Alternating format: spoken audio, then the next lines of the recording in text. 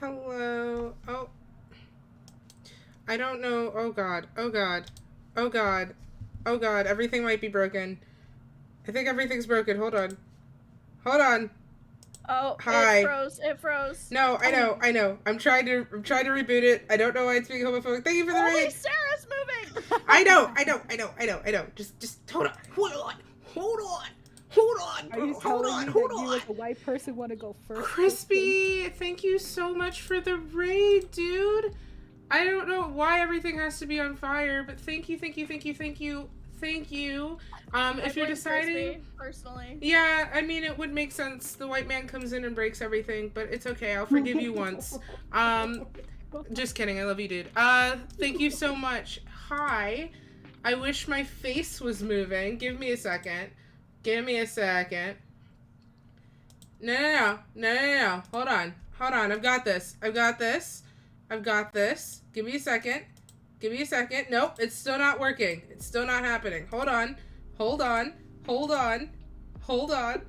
Oh. Okay. Oh. I did some magic. Don't worry about it. Okay. Hi, everyone. It is this chaotic every time. I was going to say it's not. It is. First of all, welcome in. If you haven't seen me around before, you probably seen me in Crispy's chat before, but if you haven't actually seen me, this is your first time seeing my face. Hi, hello. My name is Dauntless. You can call me Daunt or Liz. My pronouns are she, they. I do use both sets. I am a variety gamer and TTRPG content creator here on Twitch. I also frequently haunt Crispy, as is my favorite job to do.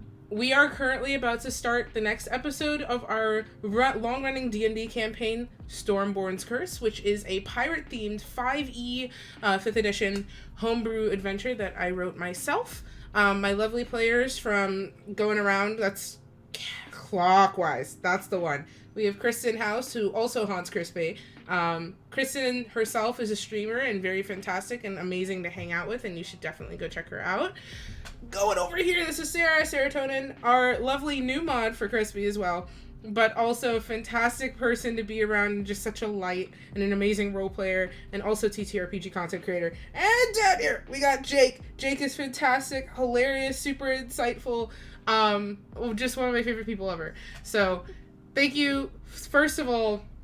If you're here, thank you, but also please send some support to my players, because honestly, they are the backbone and make this happen. If you're new here and you're like, what the fuck is going on? How am I going to catch up with the story? Honestly, you'll probably be able to figure it out from where we are, but if you do want to start from the very, very beginning, we do have a VOD channel. If you click underneath the little Twitch banner, there's going to be a little button that says YouTube. It'll take you right to the channel, and you'll be able to find a playlist of all of our episodes, and this one will be going live over the weekend as well over on that YouTube channel as well.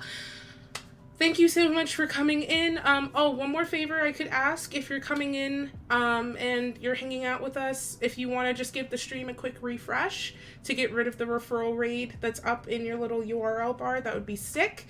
So that Twitch actually counts you as being here. And because I know you're hanging out, but I want Twitch to know, because Twitch is stinky.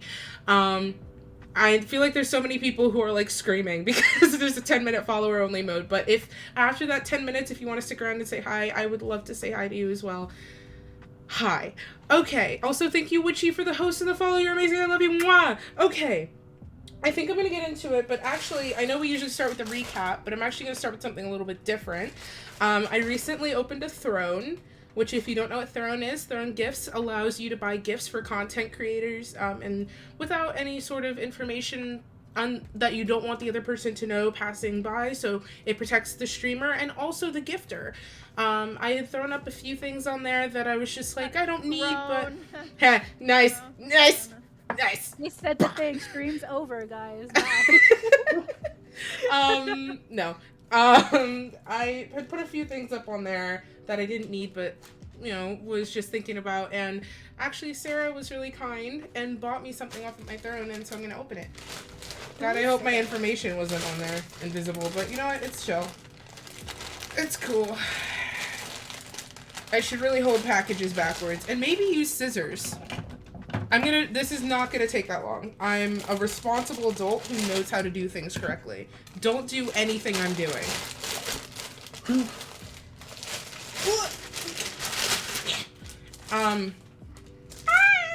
It's a little journal.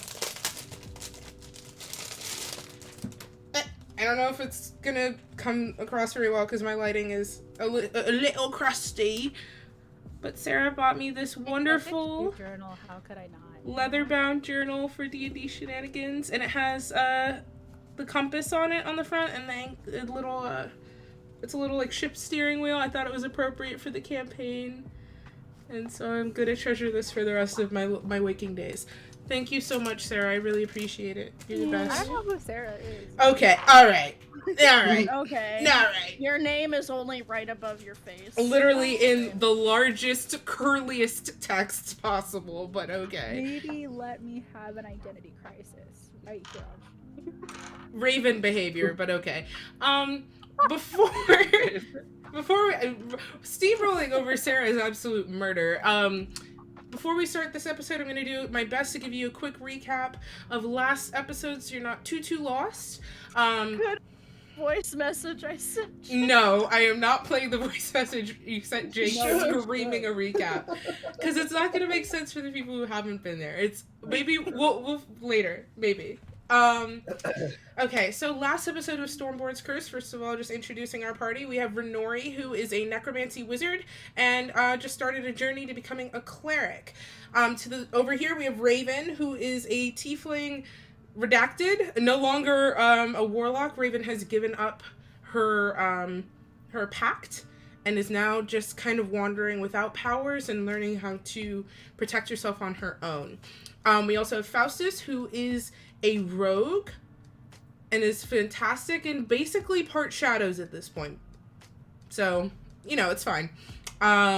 So last episode, we were paying a favor for a friend. The party has befriended Ripley, who is a 7-foot tall half-orc woman. She has long, curly black hair that kind of just traipses past her shoulders and onto her back, that's woven through with all sorts of beautiful golden decorations. Very physically fit, a very strong physique, broad shoulders, very muscled in general, but also with the way she carries herself just kind of projects a little bit smaller. And she's a real sweetheart, a little bit awkward.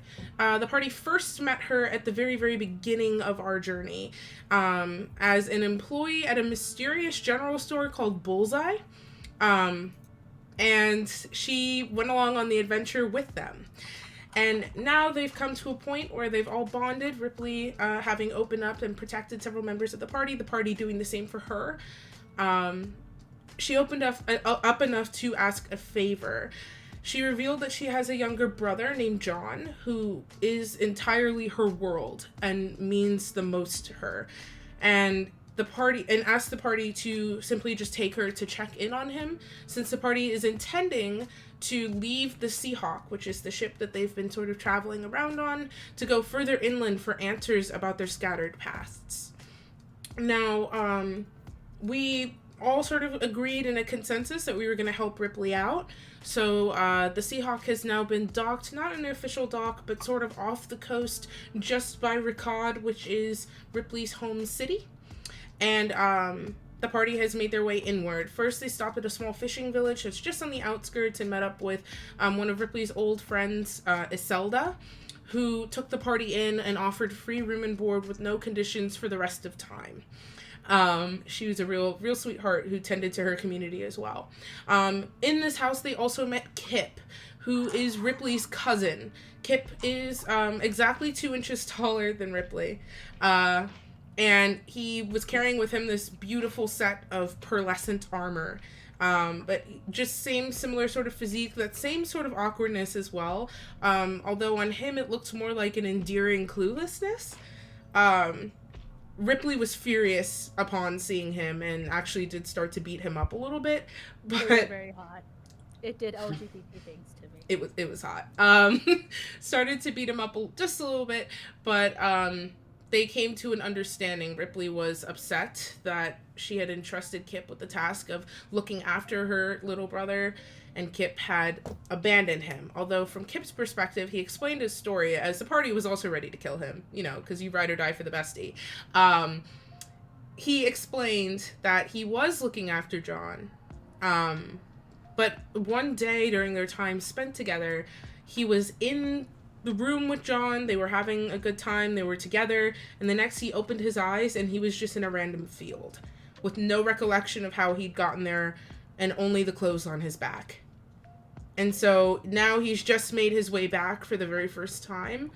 And Ripley took that in, believed him, left it alone. Later that night, Tide, who is, unfortunately, Chris is not here, but Tide is our water genasi druid, who is fantastic. He is our resident himbo, and I love him very much. Tide and Kip did a little something, if you know what I'm saying. And it was a lot. The next day after that, the party, after having a eventful breakfast, made their way deeper into the city itself, and sort of split in two. Faustus, Renori, Tide, Casper, who is the captain of the ship and Renori's boyfriend, and Tessa, who is just a member of the party as well, an NPC, all made their way... Did you say Boomstick? I did not say Boomstick. And Boomstick, who's also an NPC and a crew member aboard the ship. All of these folks made their way to go look for John, and just kind of sneaking around. Ripley had given sort of scarce directions, so they all snuck off in one direction to go check his room for him, while Raven accompanied Ripley to go speak with her father for the first time in years. So Raven has now sat down. This is where we're sort of coming into present moments here. Raven has sat down with Ripley and her father at this really nice dining table in a dining room that's sort of off to the side, as they talk about past, present, future, and I was gonna say team backdoor, but it's like team interior door, you know?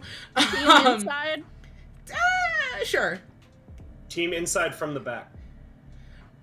Now I feel like we're reaching. We're reaching. It's pretty clear what we're talking about. Okay. Alright, I'm gonna let that one slide.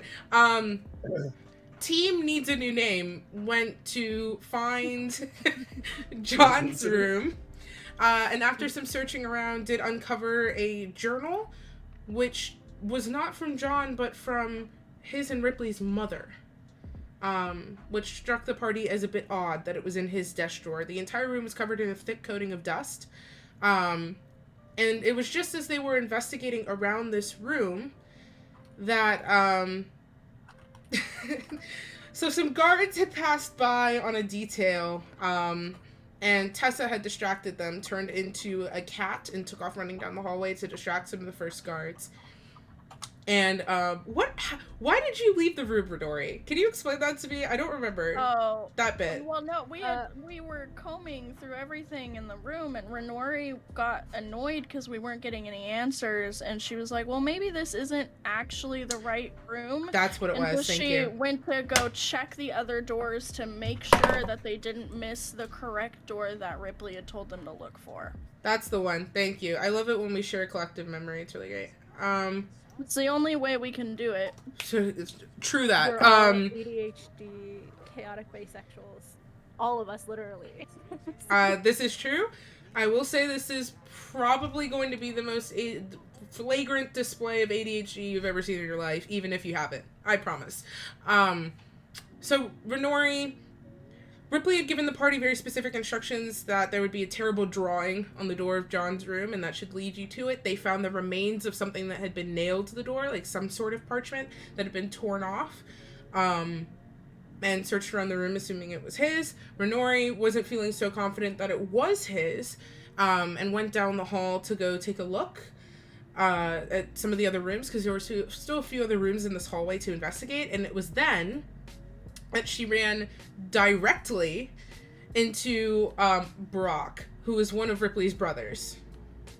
And I didn't do Brock justice last time because his family is fine, and I need everybody to know that. So I'm gonna try again.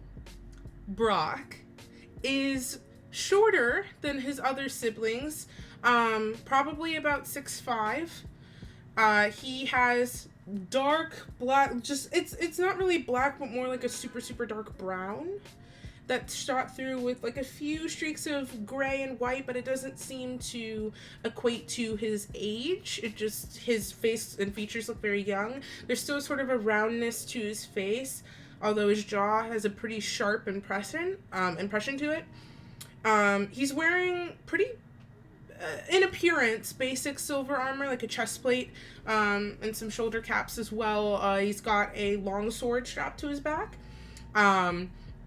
And he has just a bit of like a 5 o'clock shadow coming in, where you assume he shaves it down on purpose. And these really warm brown eyes that have a hint of mischief to them. He's not as beefy as Ripley and her father are.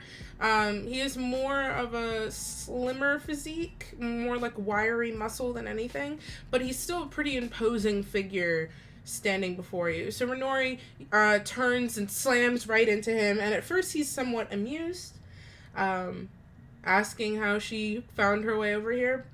And Renori almost talked her way out of it, but our beloved Tide opened the door to ask Renori what she was doing, and Brock, upon seeing strangers who are claiming to be Ripley's friends in this room that they assume to be John's room, immediately called for the guard and told them, "You're done." So of course, let's go over to Raven. I love you too, Kristen. I'm being wined and dined by a tall dilf right now, so Raven is chilling. Yeah, that is important to say. This is an 18 plus channel. This is also an 18 plus show, because my lovely party has thoughts and feelings. And I just want to put that out there, that we never get too graphic, but there are sexual jokes, and sometimes sexual content. And there's some fucking. Thanks, Kristen. Yeah, no, that's succinct. Sarah's quiet. I'll see if I can turn Sarah up a little bit. Motherfucking beads of love. Oh god, I fucked it up. Shit! Wait! There we go. Aha! It's like nothing ever happened. Oh. Is it? I hope I didn't like overcompensate and make you too loud, but we'll see. I'm actually gonna turn the music off because I didn't realize it was still going. Okay. So Raven, you met Ripley's father, and upon a friendly, honestly very sweet, tearful reunion between Ripley and her father after years of being estranged, he also bid you a very warm welcome. After kissing your knuckles, and sort of just being a hearty, a friendly figure, he brought Ripley and you over to a separate dining room. It just has a long hand-carved table. There's like a small, sort of like a preparation counter as well, and various folks begin to bring in food. And it didn't give you the impression and like what glimpses and assumptions you've heard of royalty and nobility of like, oh, these are like house servants. It just kind of gives you the impression of like just people who are helping out. Like there's just a different relationship and vibe to the way that he's interacting with these folks, and that they're interacting with him as well. So just various orcs and half orcs are coming into this room carrying, you see, fruit. There's various sorts of meats, breads, cheeses, and they all get laid out on this long table in a sort of communal fashion. So you could take and like plates are passed out as well. So you could just take bits of whatever pleases you. One of the half orcs with just this long sort of wavy blonde hair that just kind of caps out at the shoulders a little bit. And almost like a button nose and a little bit of a warm smile just comes around and like pours wine for everyone. And makes her way out the room with just a hearty little wave at Ripley, and Ripley just gives a little wave back.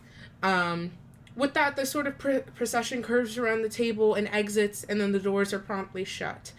And the previous train of thought kind of has died out at this point. There's just an amiable silence as everyone begins to sort of, Ripley and her father begin to sort of pick at the food that's been laid out. What's on your mind? What you doing? Raven is still probably peppering in, like, it didn't come off like this. I think I was just panicked a little bit because of the whole I got flustered because of a hot daddy dilf. Um, but Raven is sort of like explaining how she and Ripley kind of got acquainted with the whole, hey, there are these gems that are ripping apart the material plane, and we were set on this quest by Saloon, who is the moon goddess, and Istis, the goddess of fate, and this is kind of like what's been happening, and she's trying to give a well-storied picture without dropping any hints that there are like 7 other people involved in this party, are like main for cast and NPCs alike, and so it's very like between like little mouthfuls of food, and then I'm assuming that the time that she did that was like Team B kind of doing their investigation, so she's like trying to figure out other ways to keep his attention, and so she's just like, so do you have any stories about when Ripley was a kid? I would love to hear them. Ripley... And she takes like a small sip of wine because Raven is trying to drink responsibly. Ripley immediately goes, oh, God. And her forehead fully hits the table. Just as her father goes, do I? Oh, where to start? Oh, there's so many. And Raven's only half paying attention. The other half of her brain slightly anxious for her friends. That's fair. He kind of leans back in his chair a little bit, and takes the wine, gives it some thought. I'm going to pick which story he tells, because he has 4. Let's see. Sick. Yes. Stories I'm living. Yes, I do the most, and too much. I appreciate it so much. No. Okay, so he sort of, after taking a sip and he puts the glass down and goes, no, I know the one. When Ripley was, I want to say, oh God, she couldn't have been more than 8. She was very, very young. And she was something. All of the kids were, I think, with the most of the kids, John wasn't quite born yet, but he was very young, but the kids were just hyper. And Ripley especially was a climber. And there was this one day where her and her brothers had conspired against me, when, kids hit that age where they're like, we're gonna take down the government sort of deal, but their concept of government is me. They had planted little tripwires everywhere, foam dart traps. It was very endearing. And I played along, big bad dad coming to get them. And I caught Brock, but Ripley saw me chasing after her and bolted. And at first it was cute because, she's tiny and she's running and it was adorable. But she disappeared and I could not find her. And I started to panic because it was starting to get late and she hadn't come out yet. I tried bribing her with food. I tried bribing her with sweets. I promised to take her horseback riding as much as she wanted. Would not come out. And then I give up. I fully gave up. I am a man of pride enough to admit that. I knew she would find her way back. That's the thing about Ripley, and his eyes just sort of drift over to her a little bit. She always finds her way back where she belongs. And so I went to bed. I knew I would just sneaking suspicion I would wake up with a tiny, not quite pillow-shaped lump in my bed, Tell me why I'm heading upstairs. and I hear giggling in the rafters. And I just stop and I look up. And this girl is 50 feet, maybe, dangling from the wooden beams, darting in between them, jumping and leaping, and I swear half of these grays were from her. Because I could not conceive how she got up there, let alone how I was going to get her down. I ended up being able to convince her to jump, and I caught her, but whew. No, she was something else. All the kids were. And Ripley kind of, like, lifts her head a little bit, just to, like, not really glare, but just, like, cheeks just flushed a bit of a darker green, and then just, So when I think that Ripley could not get any taller, 50 feet is quite an achievement. Raven will joke politely. She's pretty charming, so I'm assuming that this is going to land well, but like she's like kind of on autopilot right now, you know. Her dad gives a loud boisterous laugh, and you do see the sort of embarrassed half orc shaped lump that is your friend just like kind of giggle to herself a little bit.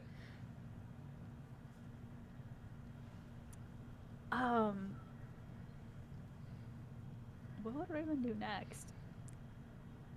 I think that Raven will kind of let a comfortable-ish silence happen and like see where the conversation is gonna go from here.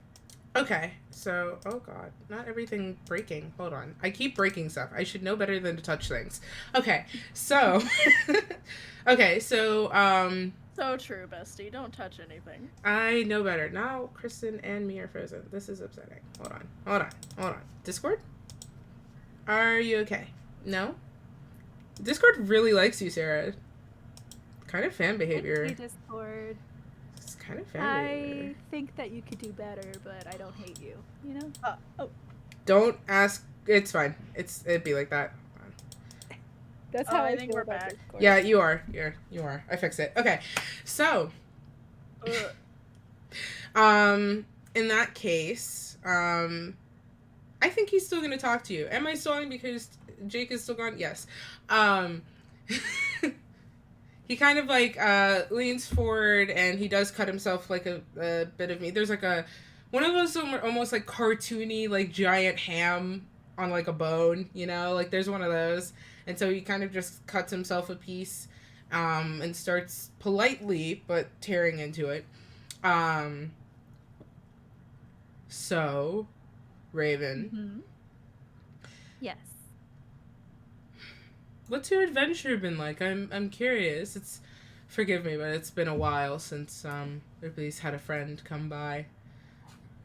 Well, what are you curious about? Are you looking for anything specific?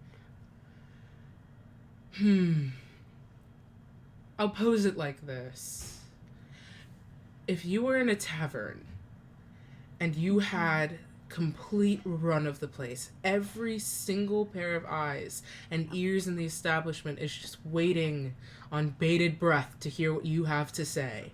Raven's stomach drops a little bit, but she's keeping it together because that sounds like her worst nightmare. Everyone's waiting on bated breath to hear what you have to say, and you could tell any story. What story would you tell to impress these people? Oh, well, to be honest, I'd probably tell a story from before this specific adventure with Ripley, I should say. Sorry. Too many R names. Renori, roll initiative. Who's Renori and where is she? Where's she? Swear to me! Let me turn myself down a little bit because I am yelling. Okay, so, well, if you feel comfortable, I'm all ears. Well, gosh, I haven't told this story in a while. I was a kid, and, yeah, When I was a young boy. My father. Raven's an orphan. She never had a father. Anyway. Damn. Flex? Question mark? Who knows? Raven will go, there was this one time, I ended up finding myself in one of those 2-person horse costumes. I was probably 9 or 10 at the time. And it was unbearably hot and just so stifling, and I wanted to be anywhere else but my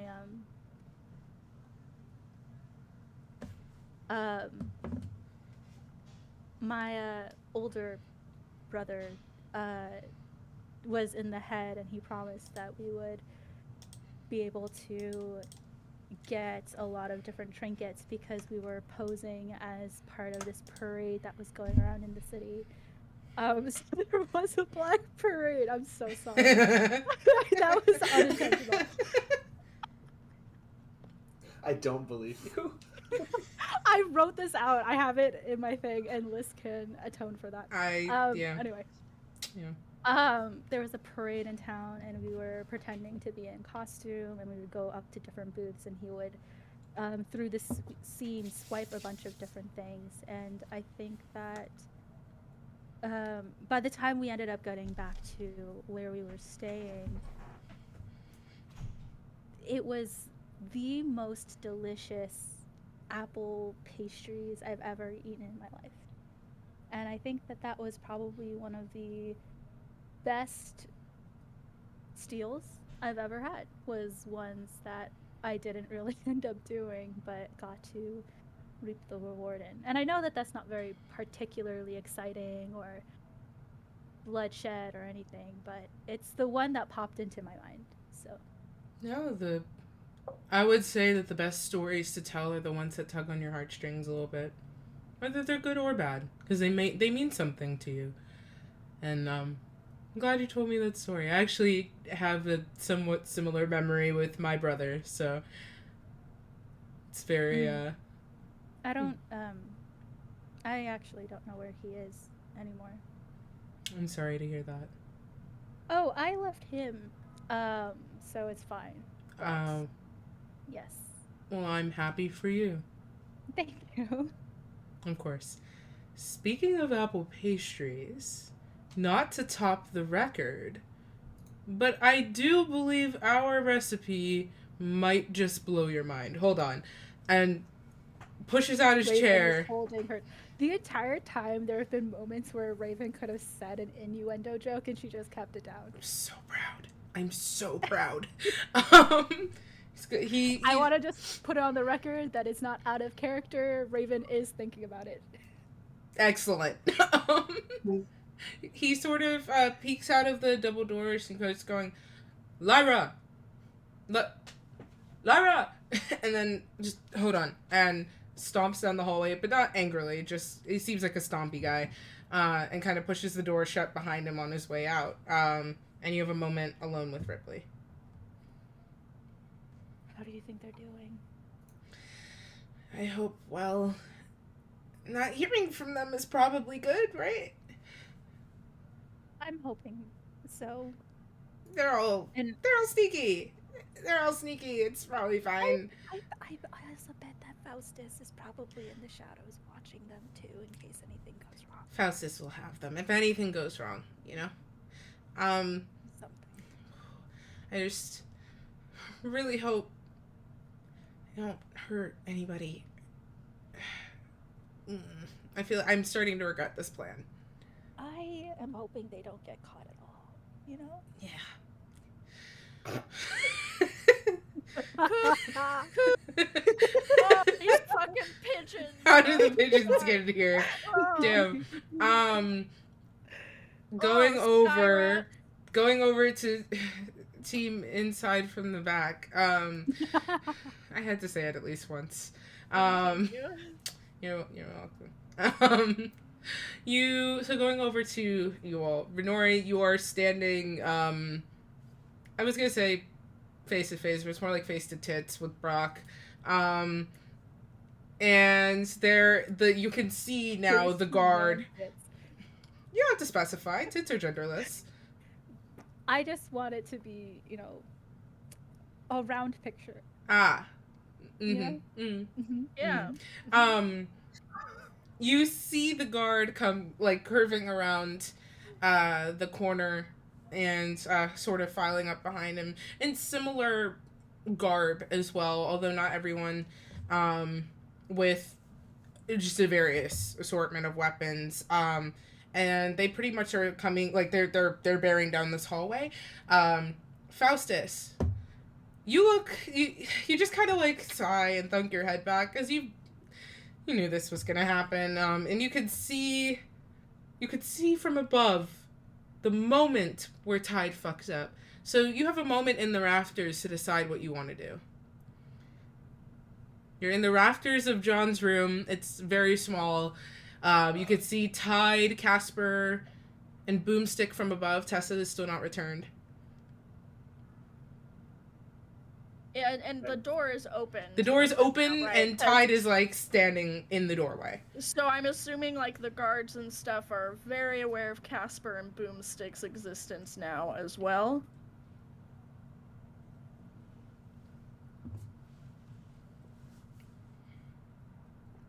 Liz, Mm-hmm. I asked a question. Oh, that was a question? I thought you were making an observation. I'm sorry. No, Yes. it was like, I'm assuming. Ah, yes. I'm so sorry. I thought you Okay. were, like, making an observation because it was No. right. I thought you were doing the sassy DM thing where you were like, well, do they? You know, like. Okay, No, anyway. the door is open and Tide is a burly fellow. You're not quite sure what's visible beyond him, but you do know that nobody was necessarily hiding in the room when the door was opened. So, from your perspective, Renori, you just know that they've seen you, they've seen Tide, and it's probably reasonable to assume they've seen Casper and Boomstick, but you're not sure. So the Okay. guards appear to be planning to arrest everyone in sight. You cannot see the guards, So- you can only hear them. I can only hear them, so I will go ahead and just do a cast invisibility on myself Okay. and hang out and follow and see what happens. All right. Wait for an opportunity to present itself to do something that will be useful. Because right now the doorway is blocked by a big old Tide. That is true. There's a window in this room that is letting in light, and but there is an actual shadow sort of cast to the rafters of this room, and some of the shadows sort of curl around your form and just cling just a little bit more, and you disappear from sight. Renori, you have a moment to react if you would like to do something before the guard fully arrives behind Brock. What are you doing, if anything?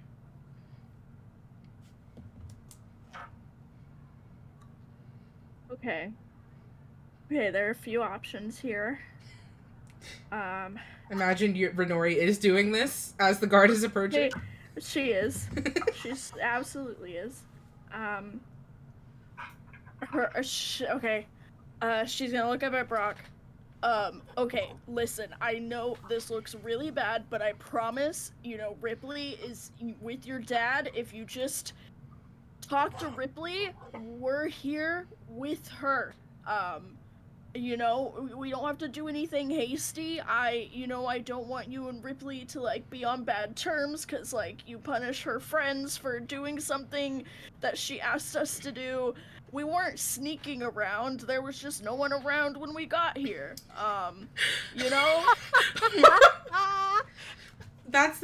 Anybody, don't get arrested for a B&E. I'm not advertising to get arrested, but if you were ever arrested for a B&E, that's a warning defense line right there. There was simply no one there when I got there, so it's not a crime. I knocked and the door just opened. Exactly. The door was unlocked. Renori, roll me a persuasion check, please. Okay. 18? Okay. Your logic is undeniable. Logic is undeniable. The guard, Are you implying that Renori is trying to use her sexual wiles to help her? She'll go there. I'm implying that she'll go there next if she must. You were doing an awful lot of boob pushing. Well, that was mostly because mine needed adjusting. But it will come into play if necessary. Okay. Just not over that. The guard thunders to a halt behind Brock and immediately takes up sort of a defensive line. A few of them are able to sort of shuffle past one another to kind of cover near the staircase as well, so you're sort of boxed in. But they're all just standing at the ready, not necessarily making any moves. They seem to be waiting for Brock's call. He looks at you for a very long time, gives you a very intense look over. Let's see what he thinks. Puppy dog eyes. Big puppy dog eyes. He gives you a long once over. Eyes go over to Tide in the doorway, and Tide is soylent. Just wide eyes, just in the doorway, not moving. And just sighs. Okay, so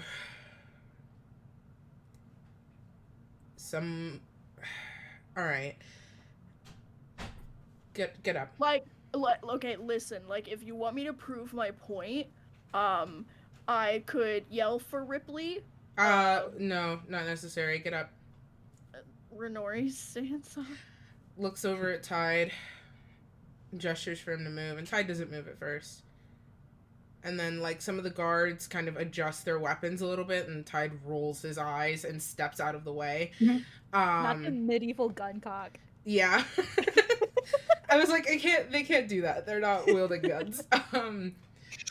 Tide steps out of the way, and Boomstick just gives both of the fingers, and Casper does an awkward little wave. Nice. Okay. We are going to have a chat with not Boomstick, sorry. We're going to have a chat with Ripley. Because let's say I'm thinking about believing you. Then I would say you are a very smart guy. And I would say, don't push it. All of you out. And gestures to the people still in John's room. Casper Boomstick doesn't move at first, and Casper just kind of shoves her a little bit, and she just you could hear her grumbling curses under her breath from where you are, as she sort of just stomps towards the door.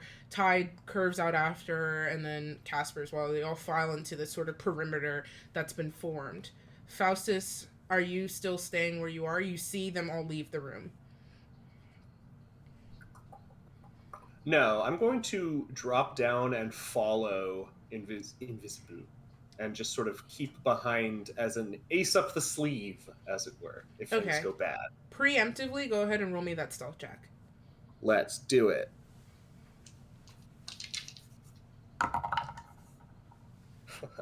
Oh no. It's a natural 20 for a 33. Oh yeah, let's go. Okay. The shadows still sort of cling to you in smoky drafts as you drop down. And you're not only are you invisible, you're invisible.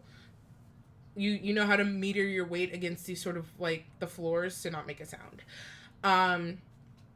So for everybody in this perimeter here, Brock just takes a long, slow sweep of everybody, and it looks like if he could commit every detail of your being to memory, it's what he's doing in this sweep.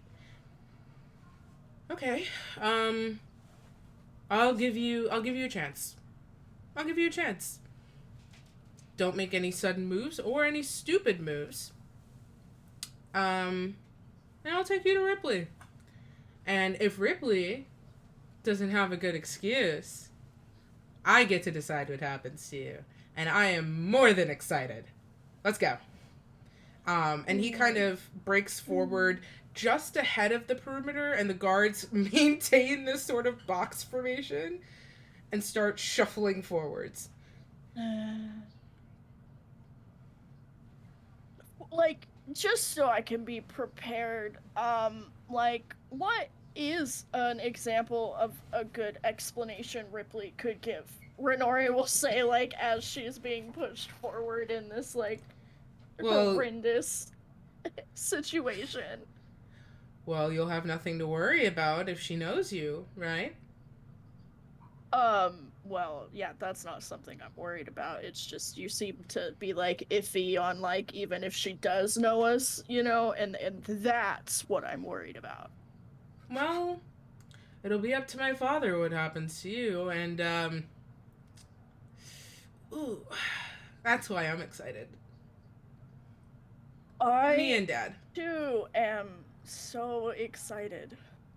Great. And the perimeter starts marching back from whence you came. Faustus, you're able to sort of not too far behind where you're not like you're out of range of doing anything, but you're close enough to take action if you wanted to, and you have a good vantage point, sight and sound wise, to keep an eye on your friends. Everybody starts marching back the way you came, down that first staircase, and back through that first open, much taller floor. Along the way, you see Brock kind of stop. There's a soldier who's got just no shirt, but two leather like straps crossing over his chest. He's got like holsters with books in them at his side. And he's got like just a simple cloak sort of fastened to the straps, but just sort of chilling out. Sorry. No. Poor. He Brock kind of stops him and murmurs something in Orc, and gets just a quick short response back before that person whisks past the group, kind of just keeping to themselves a little bit, and quickly past the perimeter. And Brock just sighs, continues forward. And the group is still shuffling. So he kind of takes you past that central entrance where you first came in, where those large double doors were that gave you access to the compound as a whole. So still keeping on the outer edge of this like ring in the structure, continuing around. And you approach a set of double doors. We'll come back to you in a second. Raven. Raven is trying to listen out constantly to see if there's like any commotion that she could hear that could be caused by anything. So could I roll perception to see how well she's doing? That's what I was going to tell you. Ooh. Okay. 19. Okay. You do hear an like a large amount of footsteps. They don't seem to be hurried.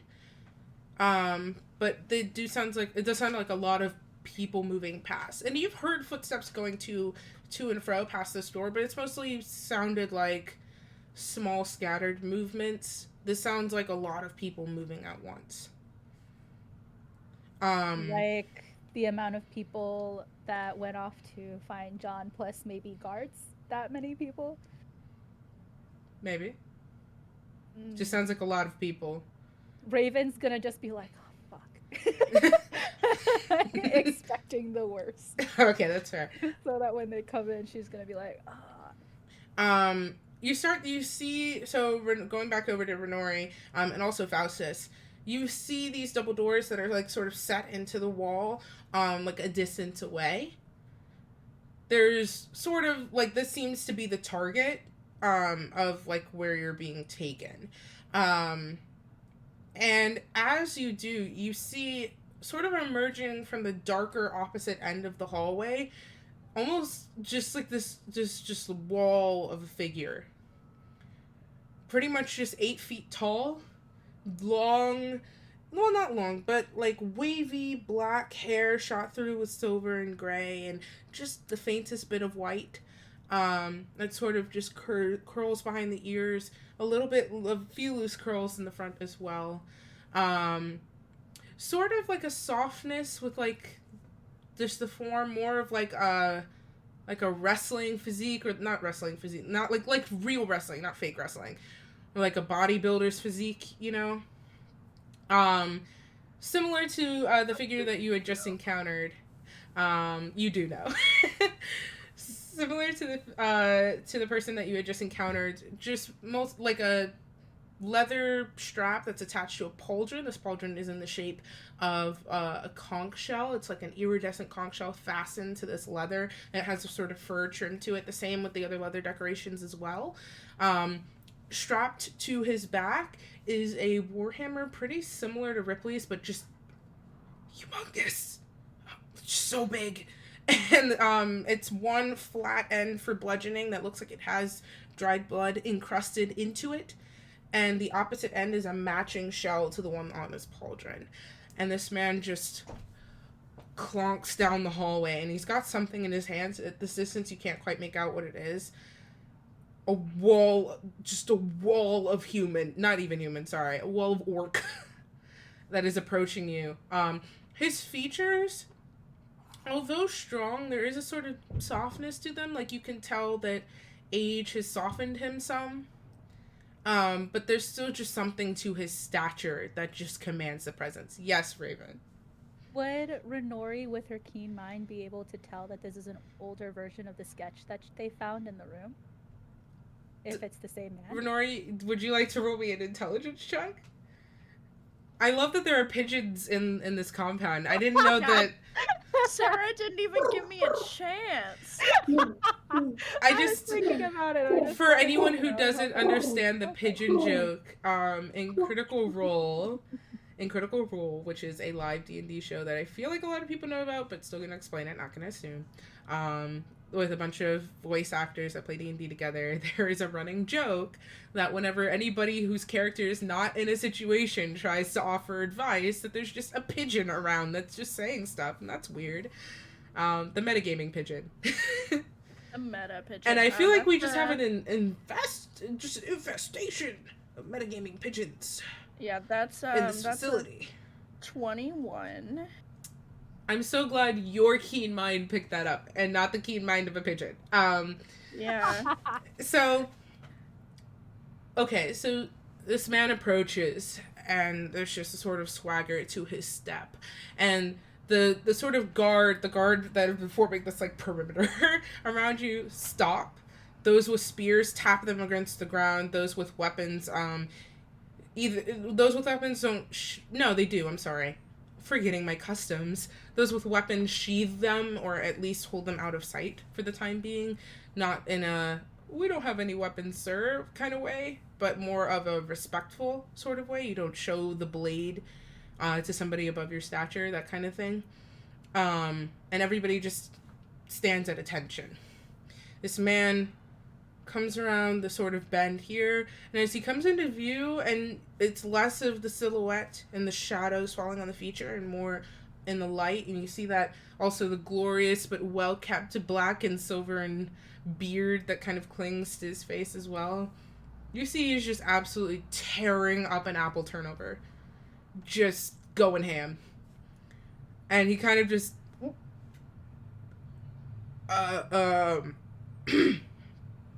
Hi, we're friends of Ripley's. You must be her dad. We've heard a lot about you. I would be your father. Kind of like what to Brock. And Brock's like, not that simple, Dad. Doing the rounds, found them in John's room. Because Ripley asked us to, so. Found them in John's room. And now they're saying Ripley sent them. And you see Ripley's father, just the brow furrows. Something very dark and grave immediately takes over the features before it sort of settles. Raven, you can hear the muffled voice, the voices outside. And it's been a little bit since Ripley's dad left. So Renori will speak like with a lot of volume in her voice. With like a pigeon? No, in case, anyone is nearby and, listening. Mm-hmm. Renori will then again With say... a perception roll? Yeah, absolutely. Will then say, No, really, sir, I promise that we're friends of Ripley's and that, we're here with Ripley. Okay, Raven, in the room, you see Ripley, like, Can I? Okay. Was Ripley in the room with us when we decided to switch timelines? No. Yet. No? No, she was not. Okay, it was only Laurel. Laurel was in the room with you, and so was Tessa and Casper. Okay. Those were the NPCs in the room. I had panic sweats. Okay, I had a train of thought. Don't need to worry about it anymore. Raven's going to look at Ripley like, oh. Ripley just gives you just ooh. Okay. And she's like keeping her voice down.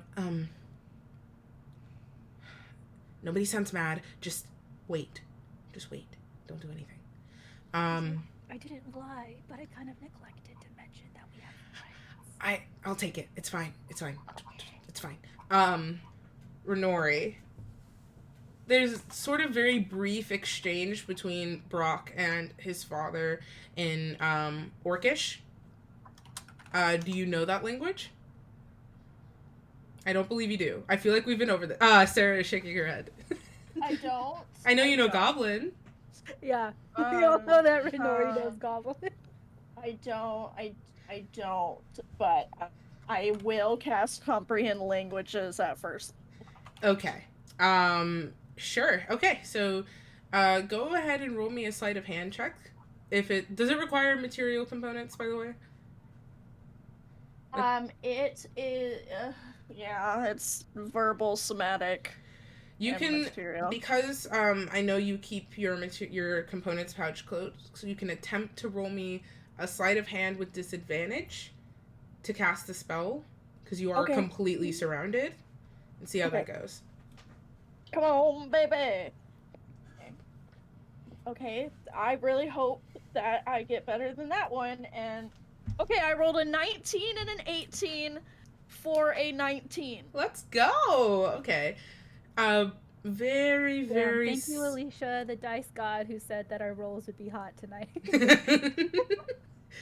Oh my god. Alicia is a dice deity. It's confirmed. This is true, because Alicia bought me this dice set that I'm using tonight.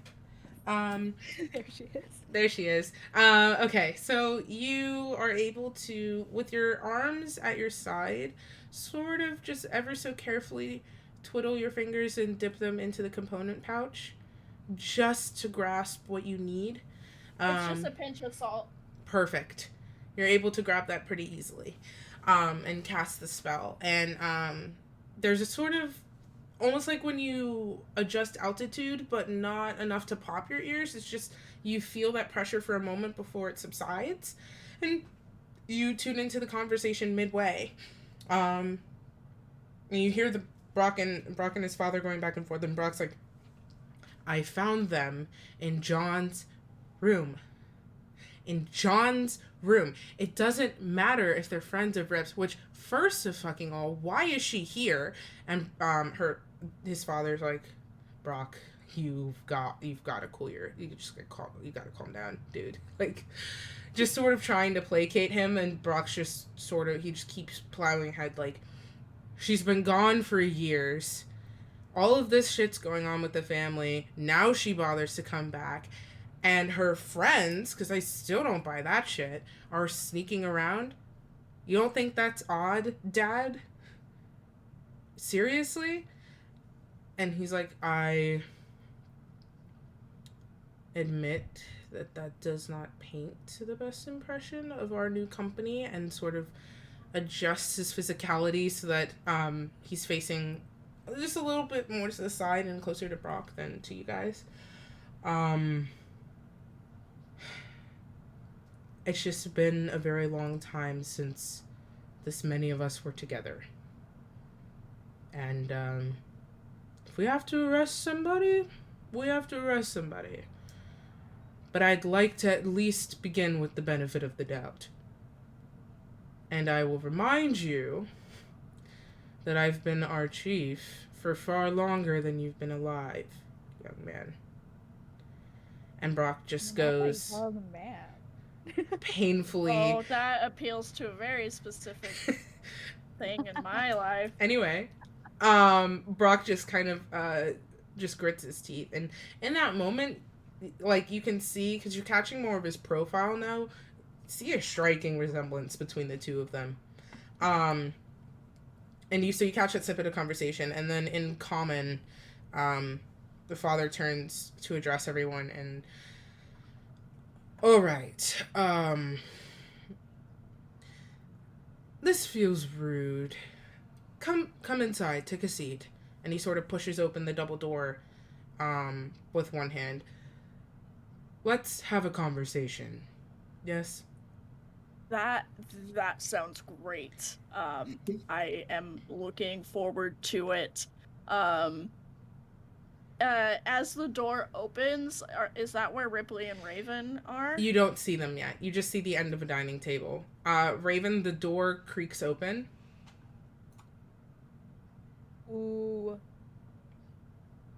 Does Raven, in a boisterous voice, will all of a sudden act like she's wrapping up a story to Ripley and just be like, yeah, Ripley, and so that's how I ended up with this white streak in my hair, and like is like faking out like having been telling the story. Roll me a performance check with advantage. Ripley's gonna help you. Oh my god, Raven, that's so cool. Thank you for telling me that story. Number twice. But I still got a 16. Nice. Okay. You make it sound believably like you didn't just decide to start a sentence. And the door pushes open all the way, and you see a absolute wall of guardsmen. And then that wall sort of parts, and Renori, Casper, Boomstick, and Tide, still no Tessa, come forth from the sort of box that's happening, and are ushered into the room, and behind all of them is Ripley's father, and he has a plate in hand. And he just kind of comes around, and the door shuts. Oh, Brock also comes in, and then the door is shut. I would like to try to slip in between people. Roll me a dexterity check, please. While that's happening, is anyone like blocking Renori, or would she be able to move forward at all? Oh yeah, no, you're just all kind of like, you all kind of single file into this room. So you're able to move as you wish. There's a long dining table, with various chairs. There's all sorts of food set like communally in the center with plates. The whole table is not set at the moment, so there are just like the plates at the end of the table that look like they've been used, 3 plates. But there's enough chairs. Is there enough chairs? There's enough chairs for like the party to sit. I'll wait for Jake. Okay. That's a soft 20 for the dexterity check. Okay. You time it just right where you're in the room before the door's even in the danger zone to shut you in. And then right as the door shuts, Renori will run to Ripley and like put her arms like around Ripley's shoulders to hug her. Okay. And will say like loud, like, "Oh my god, Ripley, it's so good to see you." But then whisper to Ripley, "So, we found John's room and it was super dusty, and Tide blew our cover, and your brother Brock found us and is super pissed." Ripley does accept the hug when it comes in, because by now she knows what's up. And then when you say the room is dusty, pulls away, and you just see, probably for what I would imagine the first time, just this gripping terror in Ripley's eyes, before she sort of you see just this resolved stoniness for a moment.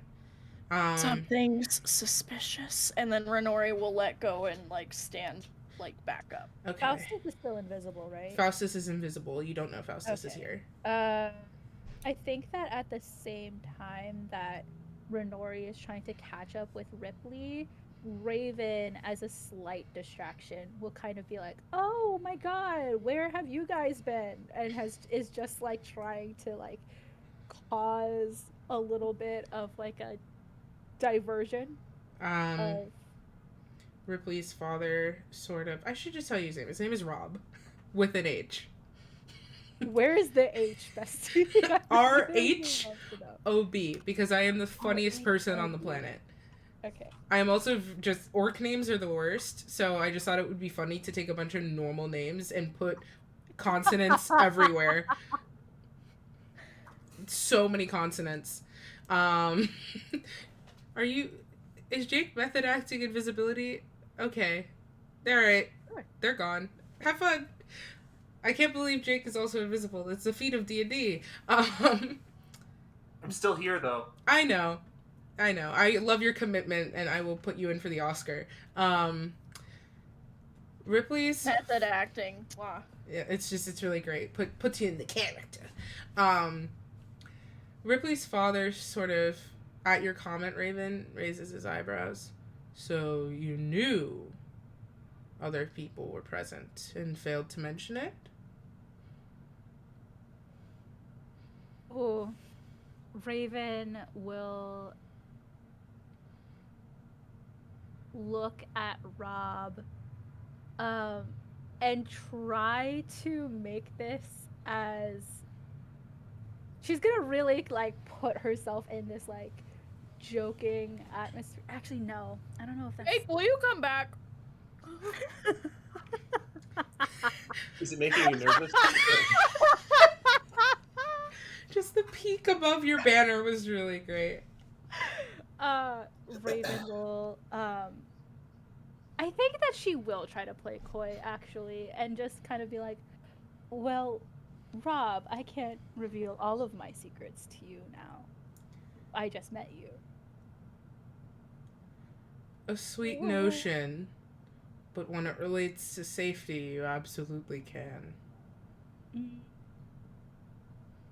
But like Raven doesn't our really work. safety is also being factored in here, and the fact that like Brock kind of wants to snap my neck from the second I met him definitely shows that it like behooved us to be like a little whatever you want to say we are.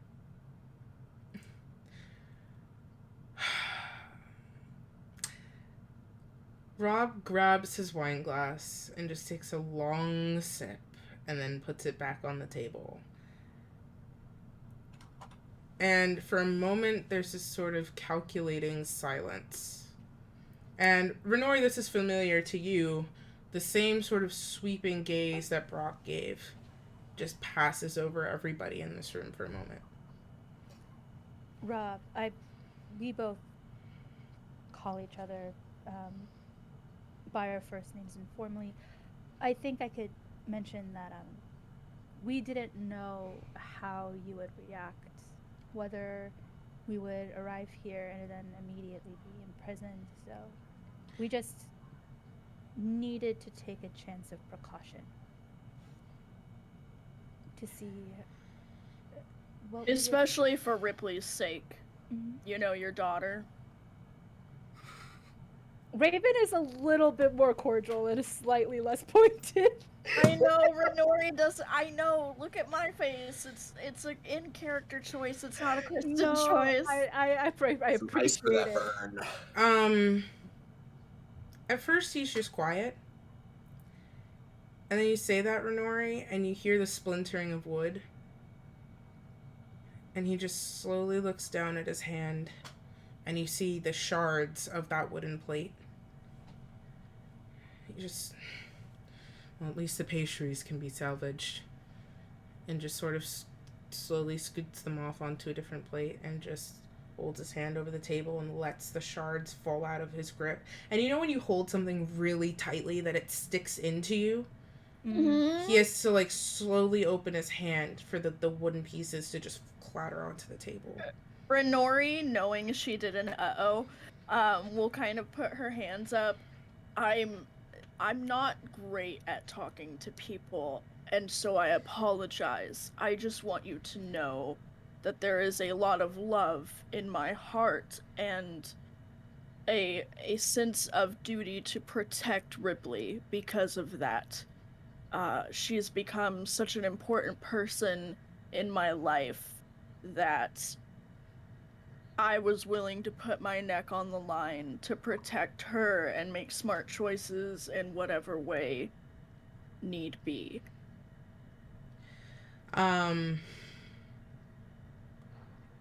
He gives you sort of a bit of a hard to read look for a moment. But and I tried reading it. Sure, roll me insight. Yeah, me too. Yeah, go for it. And before he says anything further, Faustus, what are you up to right now in this room? I have found whatever the least obtrusive corner is and just taken up residence, observing what's happening. Okay. Now. There's an area in like the back corner with like a sort of preparation counter, and you can see there's like errant silverware and glasses and such. They all appear to be clean, like left there for this purpose, and like a basin for like water, almost like a rudimentary sink. And you're able to sort of press yourself, so it's not like perfectly in the corner, but by that counter that seems to be where the least amount of people are nearby, and you have a good vantage point of the room. Okay, so what are the insight numbers? I love being proficient. It's 22. Nice. I got a 22 too, because I'm also proficient. We're twinning. Sorry, I don't want to be obnoxious right now. Not this. Oh, Sarah, thank you for the gift sub to Ash. That's really sweet of you. I just love Ash. That's fair. That's fair. Ash is worth loving. This look that he gives Renori, at first you see, and you saw just the briefest glimpse of this when Ripley first encountered Kip back at that small fishing village on the outskirts of the sort of the city. This sort of swirling fury, and just in the clench of the jaw, the physique, and just burning in the eyes for a moment. And then, like a flame under a sudden gust, it's gone. And he gives Renori what looks somewhat akin to respect, but not quite happy about it. And it's just a long stare. Yeah. Brock just kind of steps forward. He goes,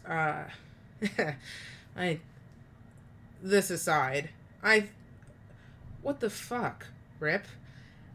And Ripley's just been sort of like watching a bit deer in headlights, and at this first address to her, stands up a little bit slowly, clears her throat.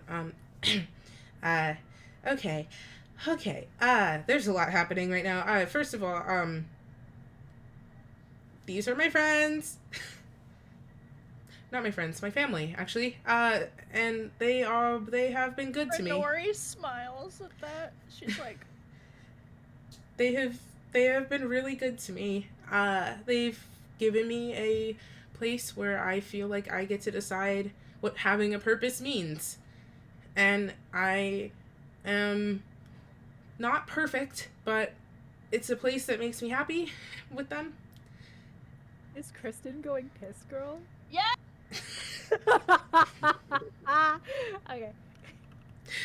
Kristen does this thing where she covers her camera when she goes to pee, and it's great. Keep a counter of that one specifically. It happens a lot. Ripley just sort of like sighs. I really care about them. They mean a lot to me, so let's not kill my family. And Brock just laughs harshly, like, your family's here. Your family's who you left. These are a bunch of strangers, and your beloved family is rooting around John's room. That's what family does? It's one... Girl, what? you don't get to pretend like you understand what Ripley has been going through for the past... She was gone for 5 years? Yeah. For the past 5 years. You don't get to pretend like you like you don't understand how we've been here for each other. Whether or not we're strangers to you is irrelevant. Ripley has found a new family. Ripley has found another family. And I don't think you get to shit on that just because you feel hurt.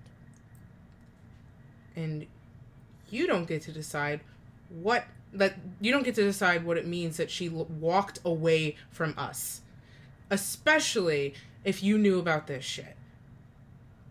And so Rob just kind of like Raven does have a retort. I just have Sarah has to read in order to remember what the conversation was earlier today.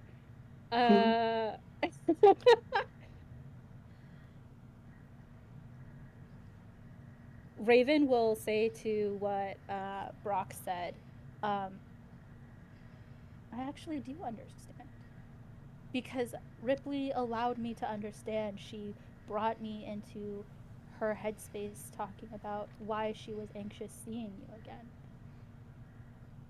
So, while I don't understand the hurt that you went through with that, I do understand. Because Ripley told me. Because Ripley trusts me. Because, like she said, that we're her family. Family is chosen, not designated. Brock looked like for a moment he was gonna say something, but you see him make a choice not to. And there's almost just a bit of like a softness as he falls surprisingly silent. And Rob kind of I love getting men to shut the fuck up. Rob sort of where he's stands up to his full height.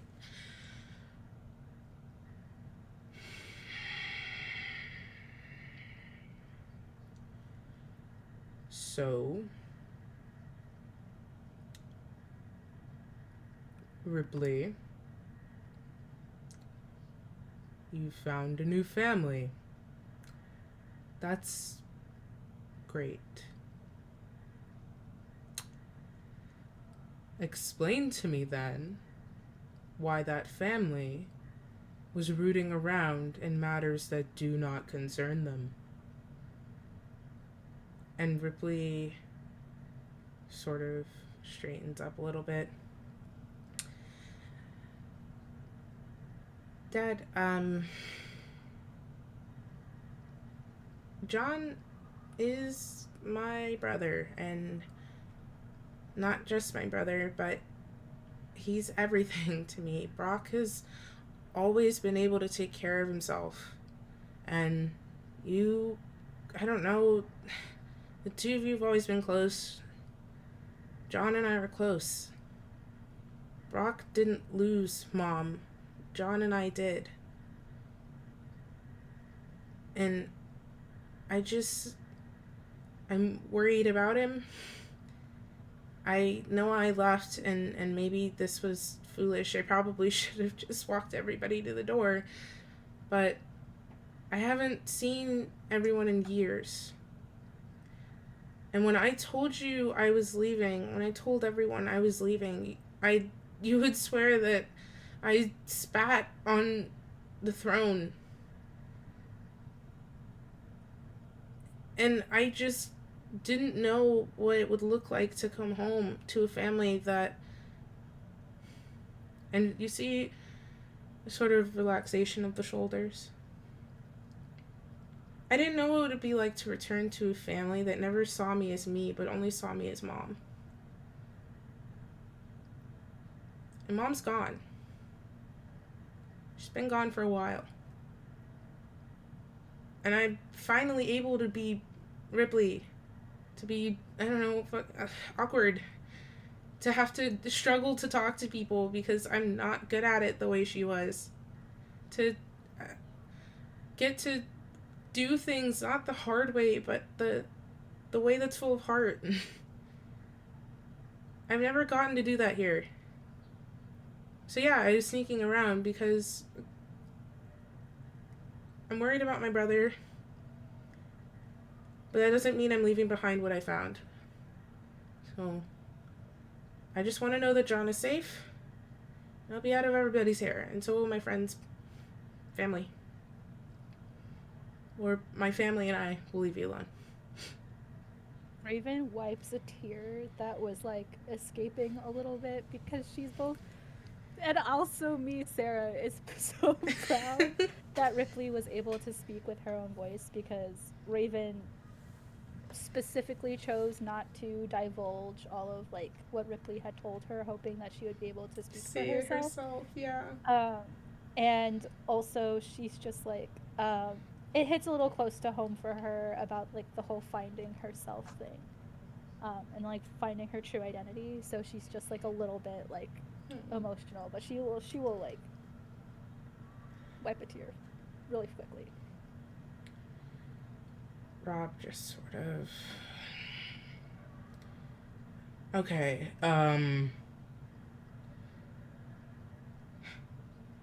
John is safe. He's healthy. But you cannot see him. And Ripley, I am saying that not to hurt you. And I'm sorry you made your friends come all this way for nothing. You cannot and you will not see John. I will let him know that you came by. If you'd like to give me something to pass to him, I will do that. But you will not see him.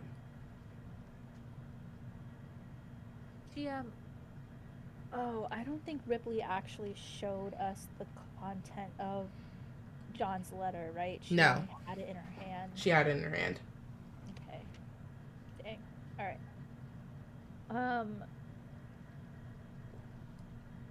Damn.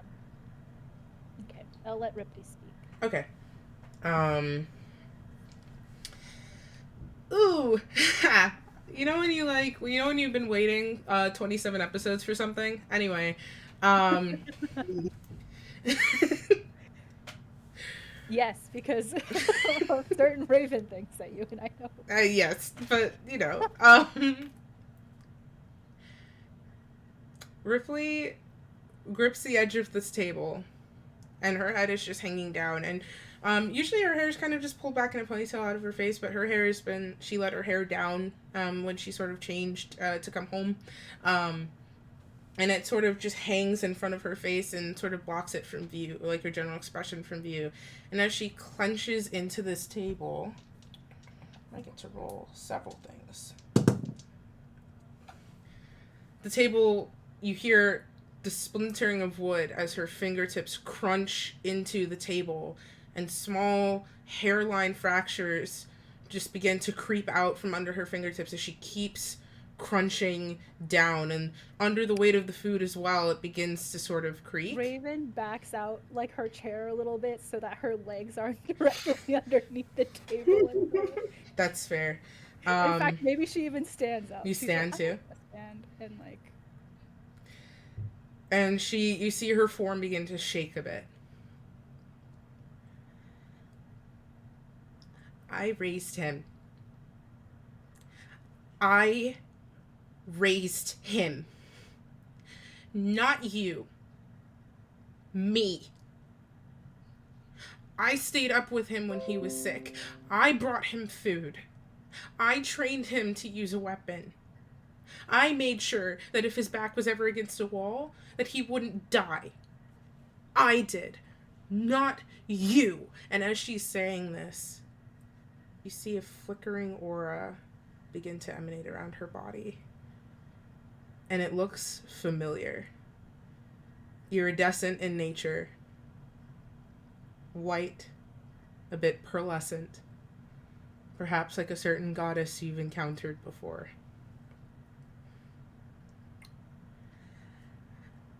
When John had no one to turn to, he could always turn to me. He never turned to you. Because I did the work. I spent my childhood being a mother because mom didn't live. And I come back, and I play kind, and I roll over like a fucking doormat. Because all I want is to have a family. And she keeps pressing into the table. Table creaks, snaps in half. The food goes clattering to the floor. Ripley's holding in her fists 2 chunks of wood, and in a very similar motion to her father, opens her fists and they fall to the ground. And then her hands just kind of hang limply by her sides. Faustus would like to reposition himself behind the individual that she is directing this at in case things get nasty. She's speaking to her father, so, and you're kind of out of the way. But you think you're out of the way. Like, she's facing ahead at her father, who's on the other end of this table. I think what Jake is trying to get at is that, like, if combat Faustus would like to get in backstab position in case a fight breaks out. Okay. Okay, so roll me stealth. Yeah. Roll me stealth. Renori will put a hand. Is Ripley still sitting? No, Ripley is standing. Okay, so Renori will put a hand on Ripley's forearm. Ripley's a 28, tall girl. 28 for stealth. Okay. Faustus, you sort of slip and kind of curve your body between some of the guards who are now also beginning to back away. A little bit, just a little bit, not leaving the room, but a little bit off put. And you're able to position yourself pretty close to the door, enough where if you had to, you could scale and stab. But this man is also very tall, so you're in backstab position. Faustus can probably climb it. Yeah, I mean, he's a tenacious guy. Not gonna elaborate. Nope. He won't be as tall after I cut the tendon in the back of his knee. Yeah, that too. I love Faustus so much. Anyway. Ripley tilts her chin up and finally raises her head, and you just... Another change in posture, but not Ripley standing comfortable in her own skin, but just full height. This pearlescent, iridescent aura drifting off of her in waves, almost like a pulse. And her eyes are just flat pearlescent discs. Nice. Welcome to the club. Welcome to the club. No, that doesn't happen. Raven will, in like a very careful voice, will sort of just be like, "Can we not even know why we're not able to see if John's okay?" Yeah, telling us that we can't see John, but that he's fine, actually sounds like a guy who has something to hide about the condition that John is in. Rob... Raven is like radiating, Renori, I love you, but please don't add. Renori, Rob looks at you and almost bores through your soul with that same fury for a moment. But then his eyes just shift back to Ripley, and it morphs into something closer to concern. He doesn't even give you an answer. And he just sort of takes careful steps towards her. Renori will kind of stand in front of Ripley. He's still walking towards her very slowly, just... That's fine. Ripley... And Faustus is walking slowly. Oh my god.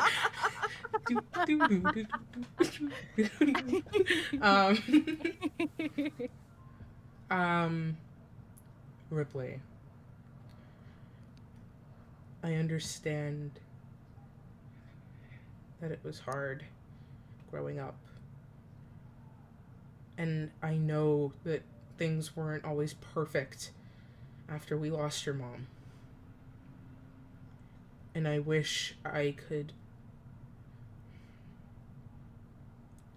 go back.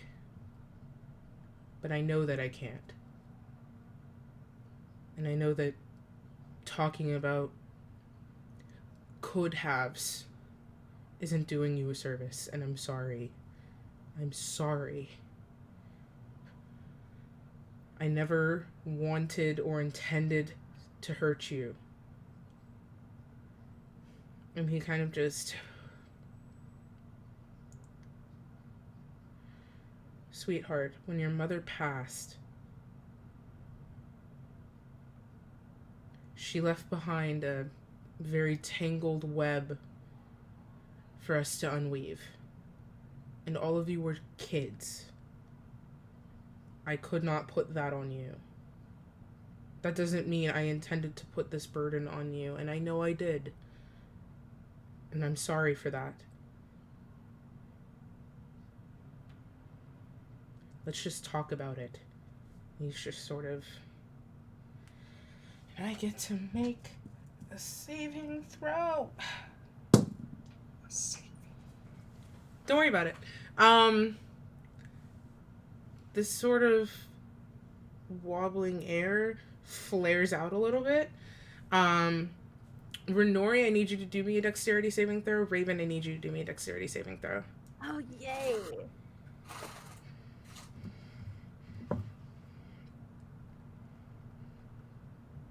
That is a 14. Okay.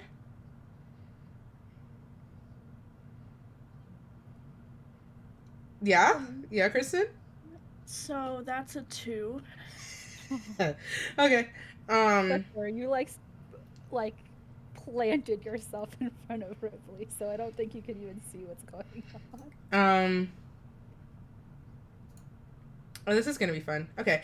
Not for me, bestie. Not for me. Of course, but fun for me. Raven. You get this feeling of deep dread. Something very, very powerful, almost just whiffs by you and leaves behind just this crawling, uncomfortable, almost like breath-stealing dread. Is it the same kind of dread we felt in the hatch at the beginning of the campaign? Like Arcana-y wise, is it the same or is it different? No, it's a little bit different. Okay. But you move out of the way. As you said, like the aura kind of like shoots out. And Just misses yeah. you? Okay. Renori, Yeah, what's up? you feel like just this sort of crack, like you hear just a faint crackling and heat from behind you. Yeah. And you like kind of almost wince at the source of it. And when you reopen your eyes, you are standing back at the tree that you were stuck in this morning. You see fishermen passing through the village down below with baskets of fish. It looks like they've just brought in an afternoon catch. You actually see Iselda at the front of one of the parties. It's holding like a large net of fish, some still flopping. And she transfers the net to one hand to kind of give you a wave. She sees you standing there, but continues on her way. The sun is out. Probably a little past midday at this point. Nice breeze. You're standing in the meadow. No. Mhm. No. Yeah. This well, Renori is saying this out loud. No, I know. I just need you to know God is responding. Renori would look around. Raven Okay. and Faustus, Renori vanishes. Raven immediately has a dagger out. Like, where the fuck did Renori go? At you pulling a weapon, the guardsmen immediately into form, weapons at the ready. And What just happened?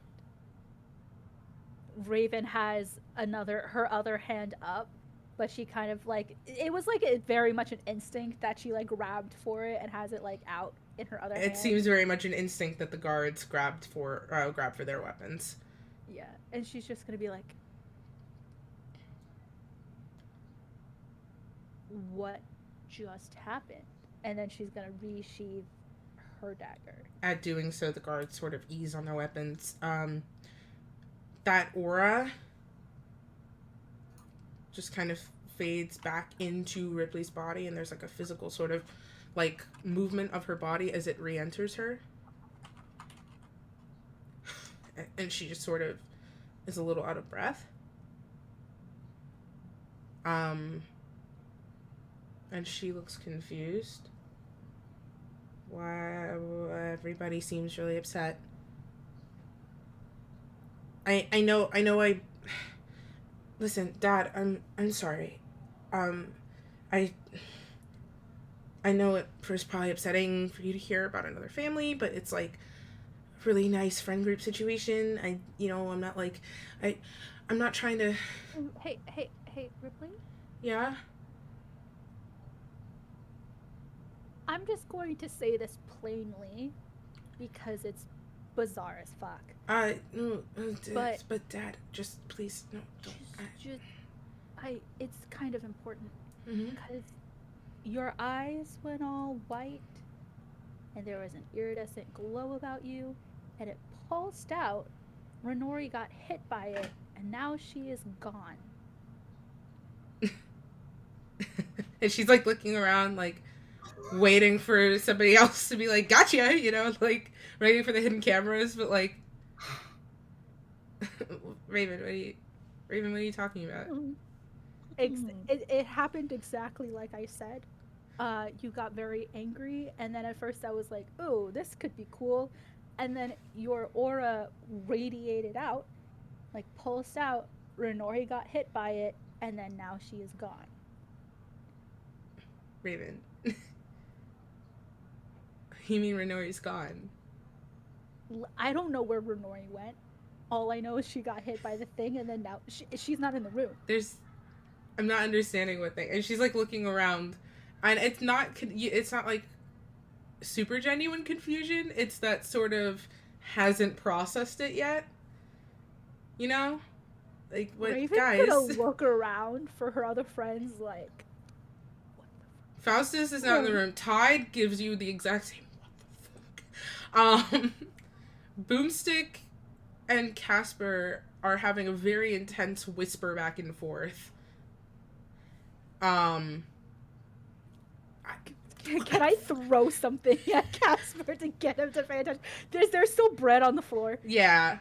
Yeah, Raven. Roll to hit. Hey, Spider-Man home. No. 18. Okay. You clock him in the head. He's ow. What? Renori's gone. No, he. Okay. Okay. He's like I know. But can you help out a little bit, Captain?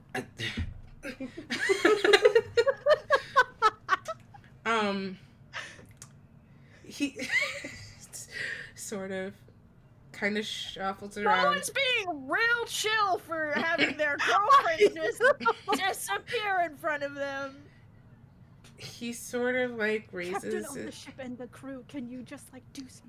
raises his hands so that it doesn't appear like he's going for anything, just sort of making his way downtown, steps over some of the wreckage of the table and such, and makes his way over and leans over to you, Raven, and he's like in vicinity of Ripley. Like you're all sort of in vicinity right now. Raven leans like towards Casper when he leans towards her. I fucking noticed she's gone. I was trying to figure out how to signal to Faustus because I feel like Faustus is here. Faustus has to be here. And I don't think they're gonna just let me walk out to find my girlfriend. Can I make a perception check to see if I can hear what they're Yes, you talking can. about? Raven's going to politely raise her hand. So 20. 26. You do hear, so a number of really quick, Raven. You don't have to keep your hand up. It's fine. Faustus. It's fine. Okay, Faustus. A number of things happen. First of all, just before this, you see.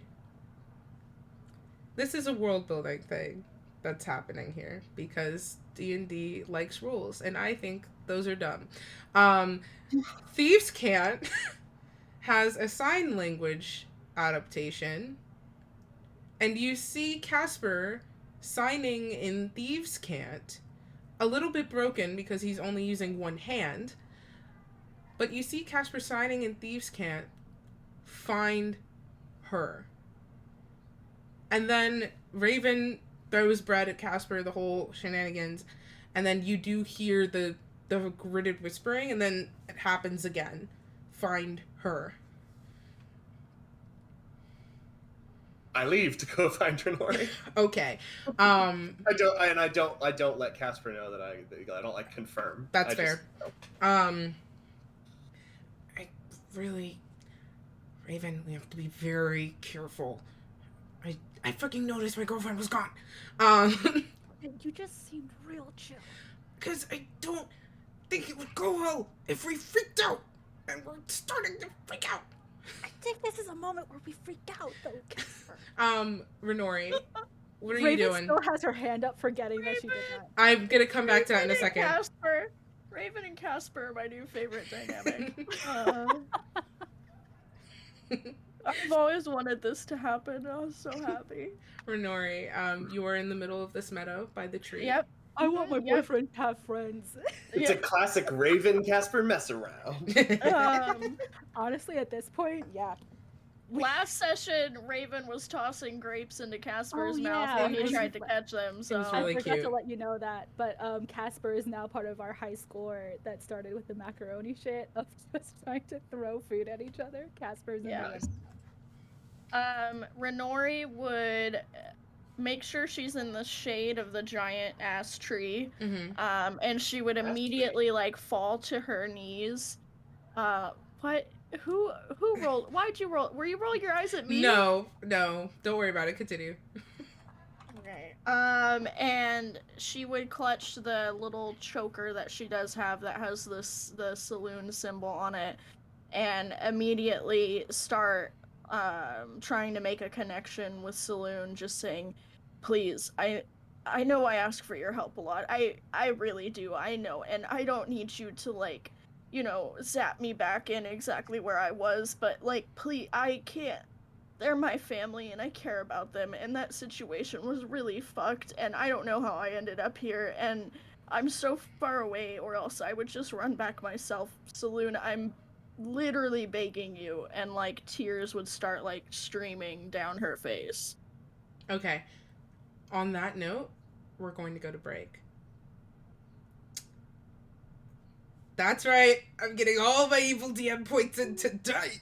If you came over from Crispy's Rage, or you're usually here hanging out, or maybe you found your way over to us for the very first time, I want to say thank you so much for hanging out. It means the world to me.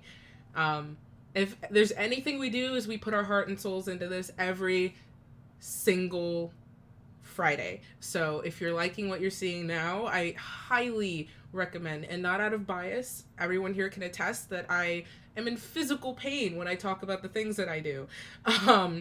I can seriously attest that you're going to love joining this journey from the beginning if you have the time to spare. So you can find all of the VODs over at the VOD channel. While this is happening, everybody please stretch. If you haven't taken your medicine today, please go take your meds, get a snack or some water maybe. We will be back in just a few moments to pick up the rest of this story. See you soon.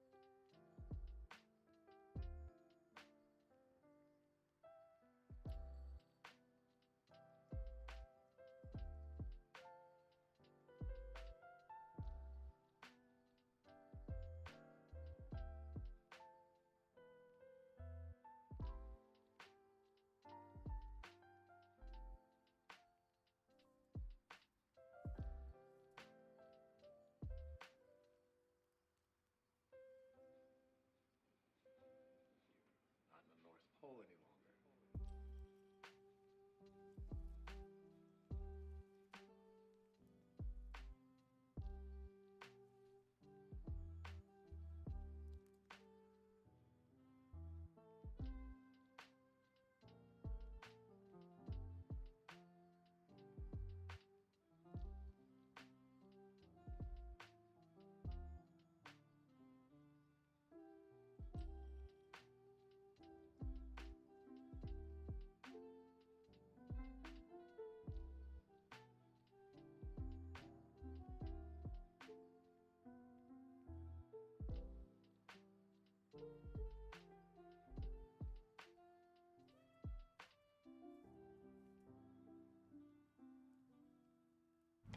Go with Hi. Scanlan's hand! Nice. Hell That yeah. is copyrighted. Not with that attitude. You can take anything from everyone if you believe hard enough. That's the slogan at the British Museum.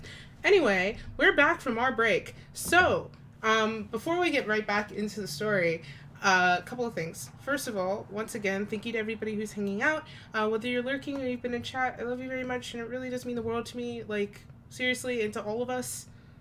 Like, I think I can speak for the group where I say I just think we all just would like new friends to come along on this little adventure of ours. You know? It's cool. Oh, So, I yelled so loud, Discord didn't even pick it up. We love new friends! that's the one. Thank you.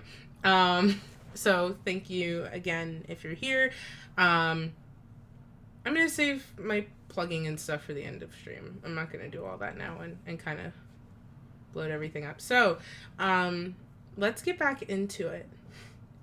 Renori, you are, last we left you, sitting underneath the shade of the tree that earlier this morning you had been stuck in, as you were chasing down Tide when he was upset earlier this morning. And now you find yourself back at this tree alone.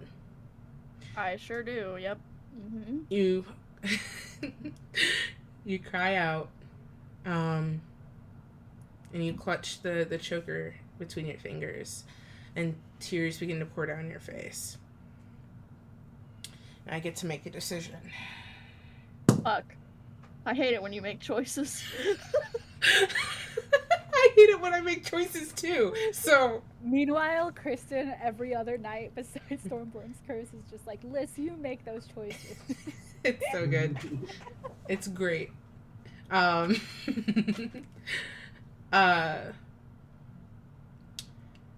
Renori, there's so the fishermen down in this village have all but passed. So all you can hear is just the wind sort of breezing through the meadow and the distant sound of waves on the shore. The sun, even under this tree, is a bit oppressive, but the heat begins to subside.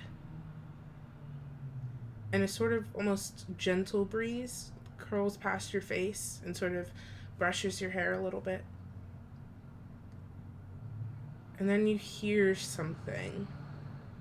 Just gentle clopping. And as you look up, in front of you is a mare. Beautiful white mare. The mane in the light, you know it's likely still white, but in the light, you swear it almost looks silver. This mare is unsaddled, but it comes to stand in front of you and just sort of snorts quietly and does not make a move. What do you do? Renori would slowly stand up because she wouldn't want to startle the mare. And she'd walk over and kind of carefully place her palm of her hand around like its little nosy nose to see if it would It does the How to Train Your Dragon, yes. Yes, exactly. And she would say, okay, I've ridden a horse twice before,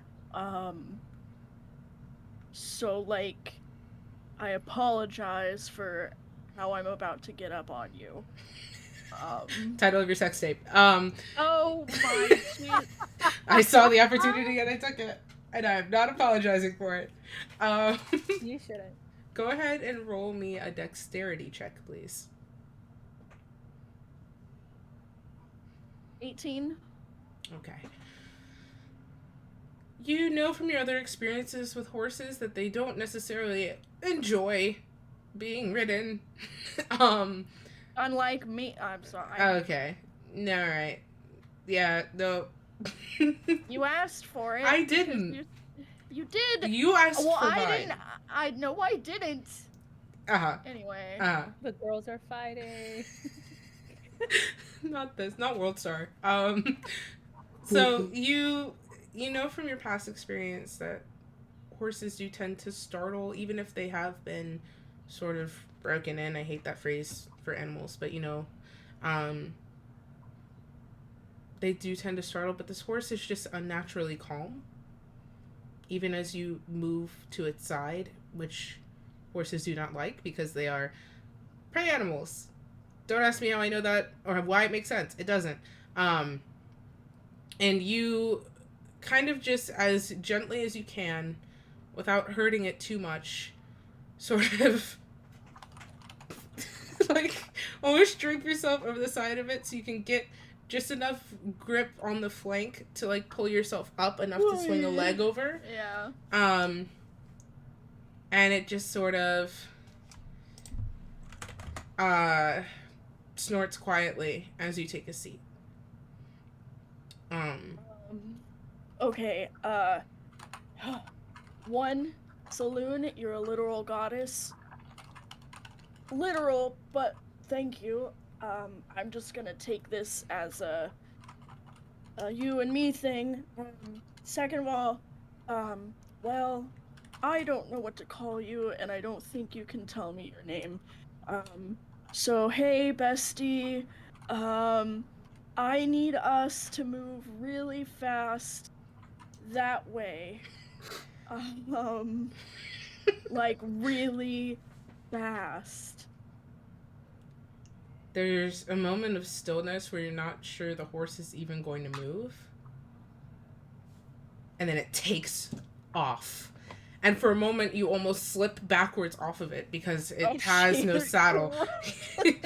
You sort of... And the horse tosses its head a bit uncomfortably at that grip, but it continues thundering. There's clumps of dirt being kicked up from out under the hooves as it absolutely just powers through this meadow. And you are and you don't know a lot about horses, so you're not sure about if this is like what the speed range is, but you're moving. And you start to curve up and towards the main city once again. Faustus, you have slipped out of the room on the hunt for Minori. Where is that taking you? Probably.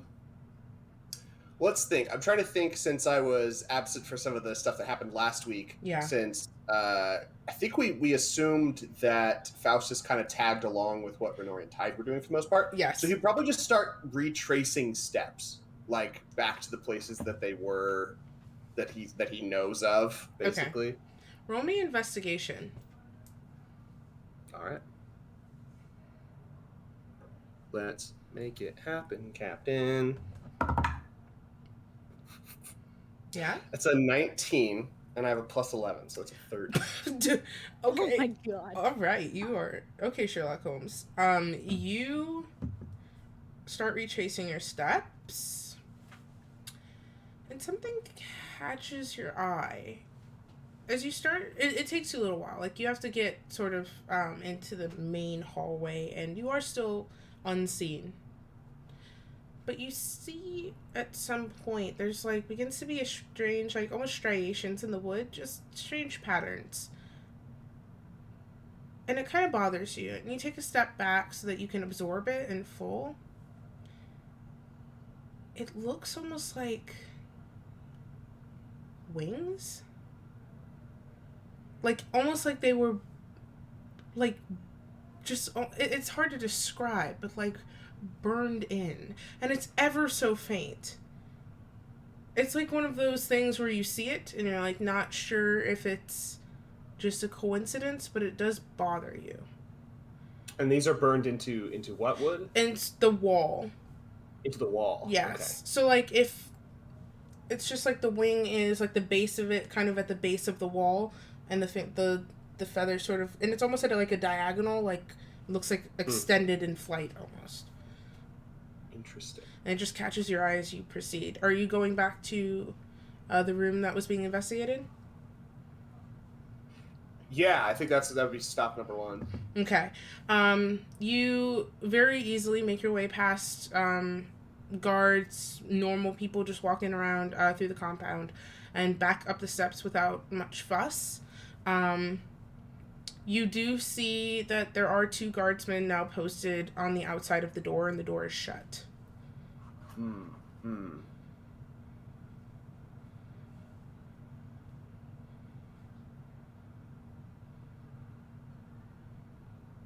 It's probably just kind of like squint and take a look around and be like, well, I don't see her. Let's go to the next most recent place. Okay, after that you were caught and led back down to the room. So you begin to retrace your steps back to the dining room.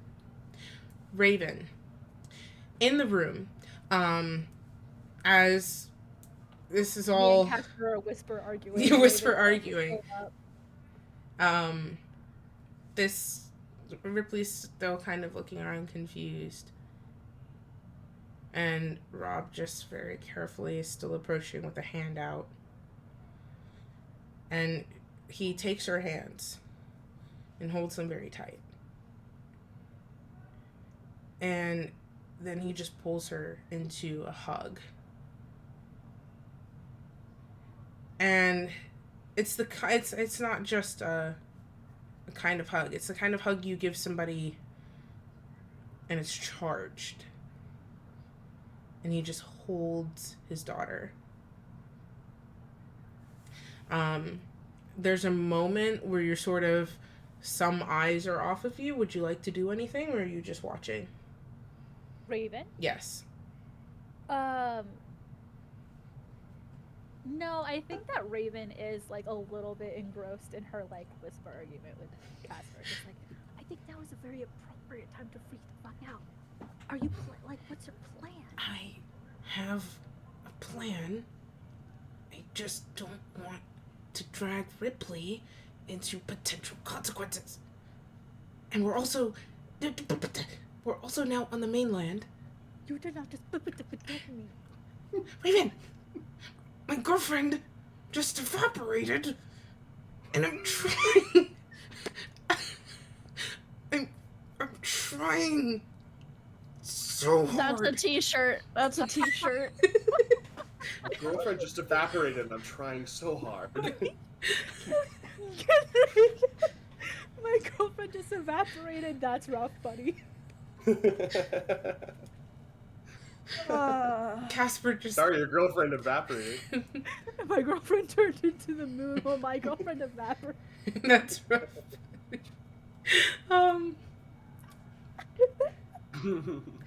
Casper just like. But there's a ton of shit going on. He kind of just ooh, what would he do? Hold on. I have to see if he's good at deductive reasoning. Using the dice that Alicia got you. I did just roll the dice that Elisa? Hello? Alicia bought me. I wish I knew how to Guys, say I know words. what you're doing. I'm looking at her name and it's spelled Alikia. Yeah. So I think that's what it is. Yeah.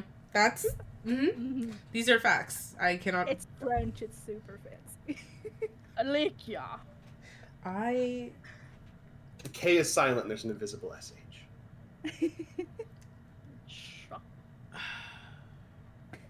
Somehow that's worse. Somehow that's worse. Ooh, okay. Casper. Sorry, the lore about Alicia's name is just sending you it. Oh man. That's rough, buddy. Aim for Ripley lore, left with Alicia lore. That's rough, buddy. This is the Ripley NPC story side quest. Yet it really was the Alicia story all along. We came here to unlock that lore, actually.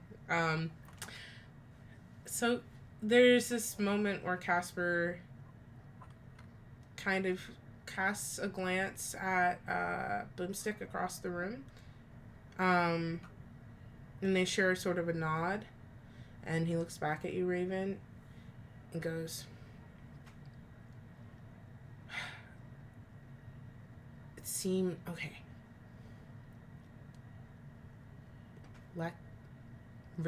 I'm trying to formulate how he would say this, because like I know what I want to say, but how Casper would say it.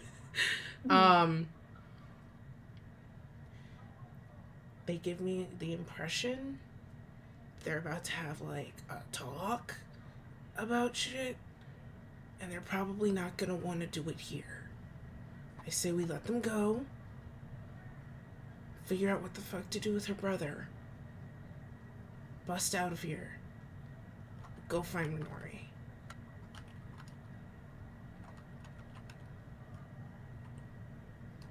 I'm very used to doing these things by myself and not with like 8 people, so really bear with me.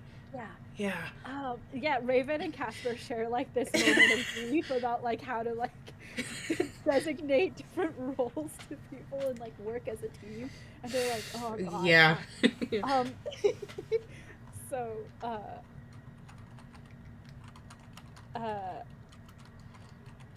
gotta not look at that screen. Where chat is. And here, I'm here. You're here. I am role playing. I'm so good at this. Yes, you are. Actually, you are. Raven is just like, okay, okay. What if Mm-hmm. you and Boomstick go and try to find Minori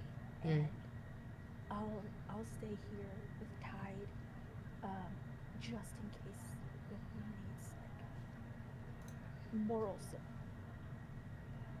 Okay. I don't think that whatever's going on here is gonna come to blows, but Just in case. Right. Good idea. Yes, Raven, the one with no powers, should stay in case things go to shit. Raven has so many knives. Raven has never I had have more knives. 4 daggers and a rapier. And a short sword. Oh, is it a short sword? I'm Yeah. gonna fix that on my character sheet. Yeah. Okay. Casper kind of looks over at Boomstick. And, like, the guard is sort of watching, but they're kind of, like, not paying attention to you. It's sort of, like, assessing what's going on and, like, what their next move should be. So Casper does the same sort of hands up, kind of shuffles back over to where Boomstick is, and they lean over and whisper to each other.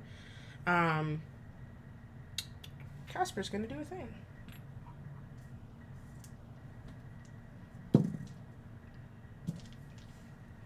I love it when he's smart. Casper just ever so slightly kind of twists his fingers. And it's just slight enough where he's kind of positioning his hand more behind his back. So you're able to see it, Raven. And a bit of that green smoke just twirls around his fingers before it vanishes. And you hear from down the hall, just like, what was that? Quickly, everyone, over here! And the stomping of, like, feet and the jingling of weapons. And it sounds like a lot of people. And it's not, like, necessarily heading in this direction, but, like, away from the room. And some of the guards sort of look at each other. A few of the guards poke out, come back in and shrug. Rob pulls away from Ripley for a moment and looks at her, goes, "Come with me. You, men." If not this, not the Arnold. Kind of like takes her hand, not aggressively, just like gently takes her hand. Men, figure out what that was. And then kind of looks at Brock. You deserve to know this too. Come. And Rob throws open the door, kind of turns back. A couple of the guardsmen have like lingered behind and goes, "Watch them."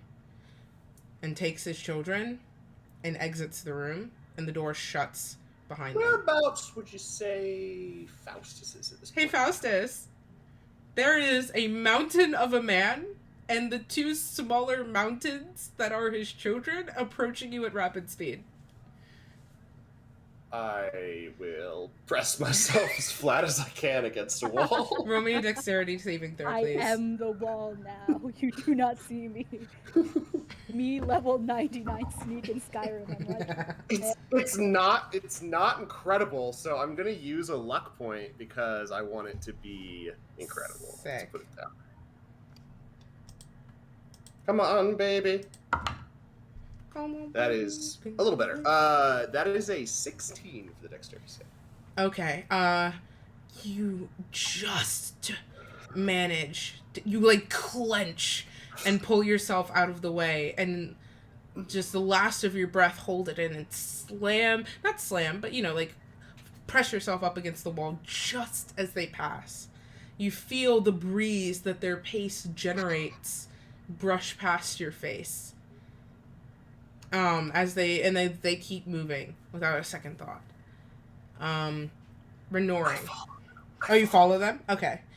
Yes. It's easy enough to curve behind them and follow them. Renori. just the still stealth. I follow them. Method roleplay. Nice. Renori. The sort of thundering of hooves against the dirt begins to quickly turn into clomping against cobblestone as you reach first the outer edge of the city proper and then sort of into the streets where you first arrived, and you are rapid pace approaching the front of the compound. Now, the giant doors are shut and barred at the moment. And you can see that from the distance as you're riding directly up Main Street. You have some time if you're going to do something before you arrive at the doors, besides skid to a halt. You are muted. Yep. Yep. Did you see me realize In the it? captions, it was great. Oh. Sorry. Sex tape discussion in chat distracted me. So can you repeat what you said about the doors? Yeah. As you're riding directly at Main Street where all of those stalls were with like various people hawking goods and such. And you see that those massive double doors at the front of the compound are shut and barred at the moment. And you can see that from the distance. You're sort of like at the end of the main road, like just kind of coming up over this hill and approaching. And you can see that from this distance, but you are with haste making your way there. You have a few seconds if you want to react or do something besides skid to a halt before you crash. Or if you want to do that too. Okay.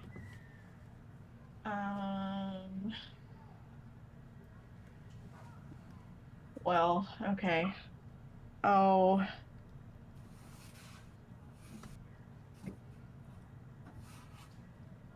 Okay.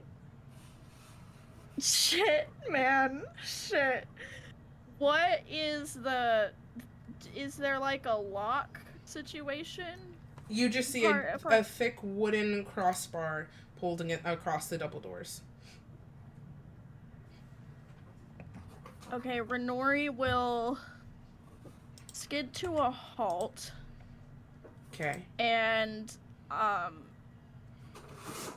cast magic missile on the thing on the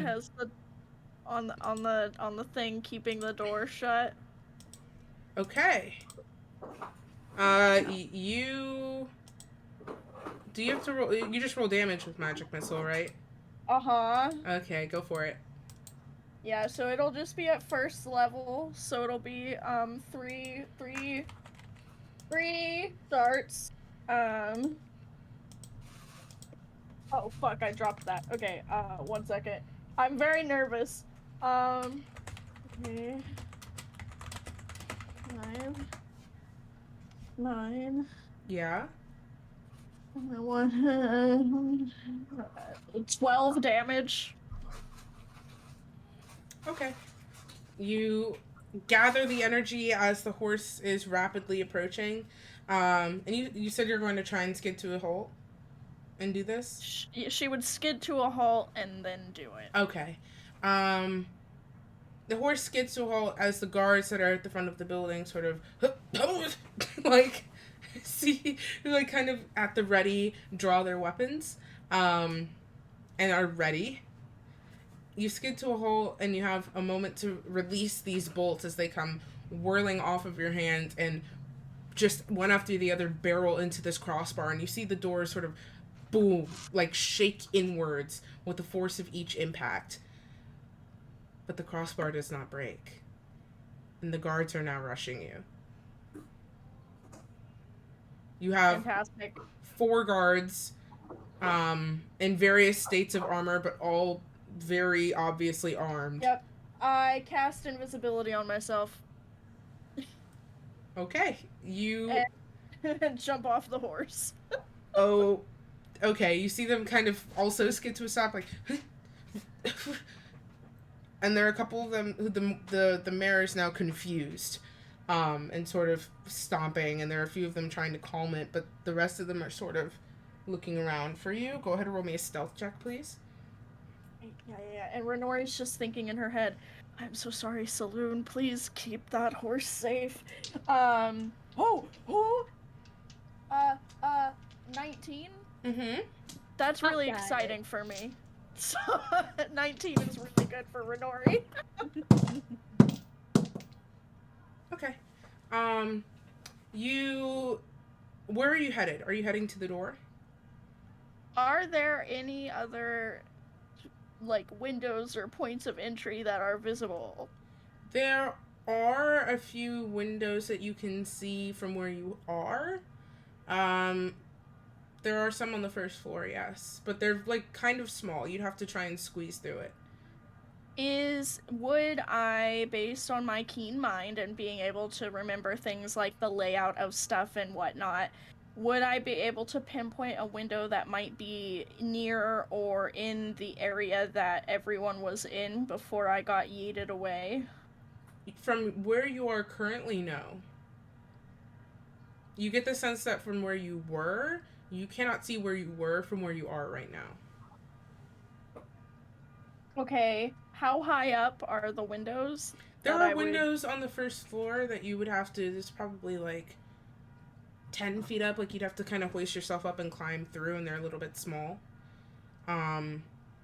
Then she will do that. That will be the choice being made. Yes. Okay. So you kind of Wow, pass I'm getting by the other flashbacks guards. to something we watched earlier today. I have fallen out the window. You make your way up to the compound wall as you pass by the guards who are still looking for you. They manage to calm the mare down, and then it just snorts and takes off in the opposite direction. And you hear some scattered cursing and orc, but they let it go. The guards start to make their way back to their post in a sort of confused march. And you're a ways ahead of them, but you can hear them approaching behind you, so you know you have to be precise. As you begin to turn to the outside-ish of the compound, so that where you can like see the windows, there is another group of 2 guards that are curving around the outside of the compound that are heading your way. So please make me a dexterity check to see if you can climb up and through the window unnoticed.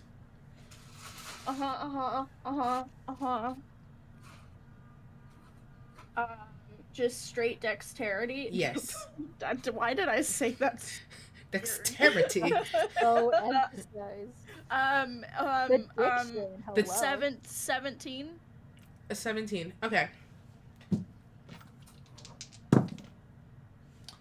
You hoist yourself into this to this window. Like it's enough from where you're standing that you can jump and get your hands on the windowsill and pull yourself up and kind of scrabble along the outside to start like climbing up to tuck yourself through. It is sort of a tight fit, but you're able to without too much trouble. But as you're climbing up, your foot impacts something solid as you sort of kick out on reflex to avoid losing your balance. And you hear a muffled curse in orc. And the footsteps stop. And you are half hanging out of this window. And you hear this back and forth. How long? Your spell is probably over by now. Your spell is over by now. I believe it's an hour. Yeah, it's an hour. Yeah, it is. Your spell is over by now. Oh, the comprehend languages. I was like, I just cast invisibility. It has not been an hour. No, sorry. I should have clarified. Your comprehend language is over. So you hear a back and forth in orc, and you feel something poke at your leg, like something sharp, probably the tip of a spear, and you manage to tuck yourself through this window. And you land into it looks like a small, I guess like a bathroom, but not in the sense of like there are chamber pots or anywhere or anything like that, but there's like a countertop with a basin of water, and it's clean water, and you actually do see there is like a wooden contraption that looks like it has a knob on it that would perhaps dispense water over into this basin on the counter. Does the knob look like it needs to be polished? Perhaps.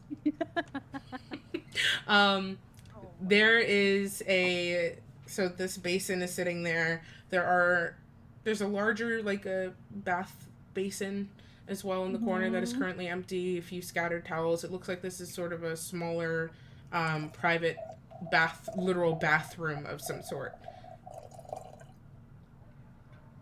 Yeah. Jake, did you just piss off camera? Or is their camera frozen and I'm just not? Oh no, they're Maybe I was pouring a discreet beverage in a discreet's a non-transparent- strong word. in a non-transparent cup. That's all I'm gonna say. Discreet's a strong word. Discreet Okay. implies we didn't hear it. Anyway, Renori will like try and like slip her way out of this room and continue trying to gather her surroundings to make her way back to where she was banished from. What does your keen mind feat entail, if you could remind me real quick? Absolutely. You always know which way is north, the number of hours left before the next sunrise and sunset, and can accurately recall anything you have seen or heard within the past month. You quickly orient yourself and understand that north is if you're facing the door to this room. You've climbed in at what would be the back of this room if you were coming in from like the compound itself. So looking straight ahead would be north. So you know that the room that you were in was off to the west. So as you make your way out of this room, you're able to start proceeding that way. Please do me another stealth check. Abso-fucking-lutely. That's gonna be a 16. Okay. You keep your way to the walls and begin to make yourself your ways down the hallway, trying to stay out of sight. We'll come back to you. Raven. Within the room, Rob has left with both Brock and Ripley. The door is shut, and there are now 4 guards in this room, all in various states of armor, but all obviously armed. They're posted on opposite sides of this door, so they can see you very clearly. And they're just sort of watching. Not weapons like drawn, like hackles raised necessarily, but their weapons are like either in hand or easily accessed. So, was there like a posting for this job? Like, how did Raven actually, Raven doesn't actually try to make small talk. She's more like, is there any way I could convince y'all to just like let me go find my friend? Roll me a persuasion check. Because I really am awfully worried about her, and you can accompany me out into the grounds or to the front door or whatever. I just want to look around. Natural 20 for a 24. There's a few of the guards members just sort of look at each other a little bit uncertainly. And then there's one at the end. He's a bit scrappier. He's got like red hair, like auburn hair that sort of falls in his eyes just a little bit, but he's wearing like a helmet over it. So he's kind of like every once in a while kind of like tries to brush it out of his way underneath the helmet. And he just kind of goes, Raven, trying to edge this into a like slight flirtation, will slowly kind of like help him shift his hair like around so that it's out of his face and like tuck it with the helmet. Thank you. Is that better? You see like this slight flush on the face. Yeah, it is. Thank you. I'm glad. Wouldn't want to obstruct those eyes. There's like the guard next to him kind of gives him the like to him and then just returns back to his business. Is there any like notable feature of the guard who made that look? Oh, you know what? Raven's just gonna wink at the other guy. Okay. He sort of does like a little, but returns back to sort of vigilance. And the guard who you adjusted his hair just kind of gives you a little bit of a bashful smile. Says, "Thank you, miss."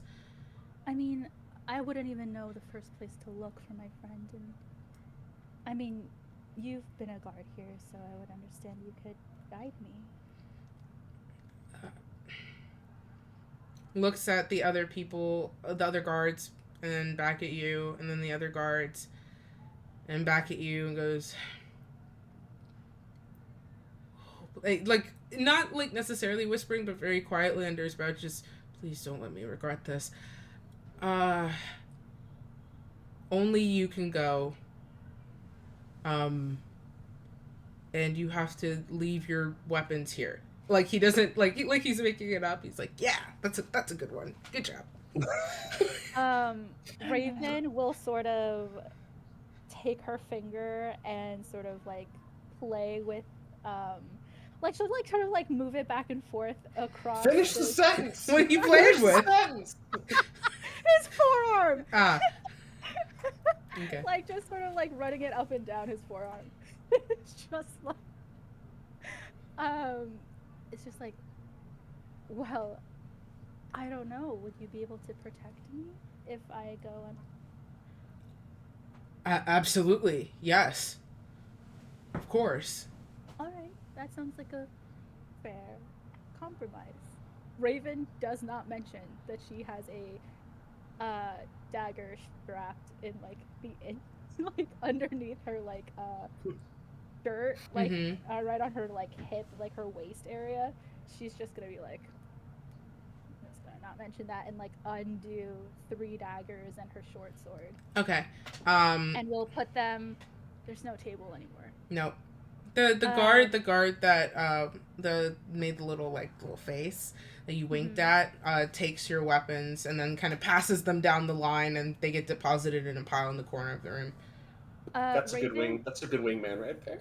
Raven, who's the other man who like took her stuff, will like before he passes it down, she's going to like squeeze his hand a little bit, like she has it on top of his, and just be like, that short sword was a gift from a dear friend of mine.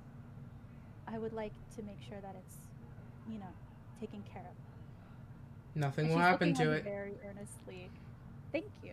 And then she's going to go along and like try to find Renori or Faustus With at the- this with the point, chaperone. like, anybody, but she You're not has gonna find me. I rolled a 30, I think. Yeah, no. Faustus is gone. To be fair, Renori is also invisible at this moment, so. Yes, That's Renori true. could sneeze. Fucking spellcasters. So Faustus, you follow Rob, Ripley, and Brock. He leads them across the center of the compound, which is this open pit of, not like a pit like deep, but sort of like a gladiator pit. There's like mixed sand and dirt that's been compacted to provide an even floor. And there are people across various sections of this open space doing various activities. At the very center of it, there is a wooden platform with math, 5 chairs. Sorry. I had to count. There are 5 chairs, not necessarily like gaudy and opulent like thrones, but carefully carved wooden chairs that sit on this wooden platform. There are 2 that are slightly bigger and then 3 slightly smaller, but they give you more the impression of like nice dining room chairs than like anything else. There are off to one area, you see some guards like sparring each other or fighting dummies. You see just some people just like walking through. You actually see, as you're passing through, there's a group of, it's like 2 orcs, and they're both leading a group of younger orcs and half orcs through like what looks like a knitting class, and it looks like it's going terribly for the kids, but they're having fun. It's like sort of just mixed going on around this compound, this open space here. It seems like it's a pretty public form, like the equivalent of a town square within this compound. You follow them across the center of it and through another set of doors which open up to the sort of back of this ring shape. And they sort of curve off a few times and find another staircase and head up to the 2nd floor. And from where you were now, you do sense a sort of almost dramatic difference. There's a lot less light back here. You assume it has something to do with the mountains behind this compound, probably starting to block out the light the closer that you get to the spine. And it's more lit by these, there's these like they look like torches, but it's more geometrically shaped ore that just kind of flickers and glows with like the impression of firelight. And these are mounted everywhere on the wall to give pretty much dim light. So you follow them as they pass around the outer side of the ring and to a set of double doors that Rob then opens and ushers the children inside. I need you to make me a dexterity check to make your way inside. Not a saving throw. Dexterity check. Yes. Coming right up. Rogues are so bad at dexterity check. You know? Yeah, it's not like it's the core of their abilities. I don't like that roll. Luck is my friend. I'm gonna do it again. Nice. That's much better. That is a 16. Okay. You manage to slip your way inside of the door before it shuts, but it is a lot heavier than you anticipated. The edge of your cloak gets caught in the door. You feel it tug as you attempt to, thinking you haven't gotten caught, you feel it tug, and the doors shift a little and Rob stops. Okay. Just cutting off that part. Just that part? Okay. I just reach back and just cut off that piece of cloak and then move away. So does the cloak become visible and is just hanging? that piece of cloak that I cut off becomes visible. You tuck against the wall. Rob, at the sound of, because like you slip in with force trying to get in between these doors, and because your cloak gets caught, they pull in against the frame, and the noise, Rob stops and turns, and you just see like the set of the jaw, you know, and you tuck off to the corner after cutting that bit of the cloak free. But you do see just a light curse, like that bit of cloak is now visible, stuck in the door frame. And you see Rob draw the hammer off of his back and hold it in hefty 2 hands. And this thing is bigger than you are. In a sexy way? Yeah. In this case, I would say Faustus vanished, but in this case, with a trace. Just a little piece of cloak hanging down. Nice. He is going to attempt to see you, so I need you to do a stealth check in contest. That's the word. Hiya! Hiya! Here comes my stealth check. Watch out, son. That's a 31. You're pressed up against the wall, and he sort of begins to make the rounds around the room. Just looking, listening. There's a point where he is standing face to face with you. Well, you're more like... The corner of Faustus's mouth just sort of like quirks upward in a smile, and he just stands completely still. He just... Faustus isn't always just cockeyed smirking like that. Usually he is, yeah. It's like with the sort of height, like, you know, you're still from a shorter vantage point than he is, but he still sweeps and he's directly in front of you. And then he sort of turns and begins to continue. He puts a hand out and feels in the space, but it's above my head. Yeah. He's like 8 feet tall. He continues around the space and seemingly not finding anything. He returns the hammer back. I'm sweating. Me in real life, I'm physically sweating. He returns the hammer back to the sort of... He has like a Kratos style like hook on the back of the strap that holds its pauldron in place, and he returns it to that. And you just see the shoulders just drop a little bit. And this room is a... it looks sort of like a study. There are a number of bookshelves with a variety of books of different colors, shapes, and sizes, but all in wonderful condition. There's in the center, a war table, much like Casper's, but this one is a little bit smaller. Looks to be carved a little bit more beautifully, probably better suited for the space than the one Casper has, to be honest. You see that, and the difference, though, in between the two, The map for this one is like actually laid into the table, and the table divots in, and you do see where there are like clusters of figurines you would assume representing troop movements, etc., etc., etc. There is a small, like a couch with a blanket, a fur blanket, kind of strewn over it. There is another door on the far side of the room that's currently shut. And you do see, trying to like make sure I get everything. There's also a desk with a couple of drawers that's sitting off to the side as well. And one of, similar to the chairs that you saw on that platform outside, a chair very similar to that at that desk. So Rob just kind of backs off, concludes his search, so to speak. Shoulders drop.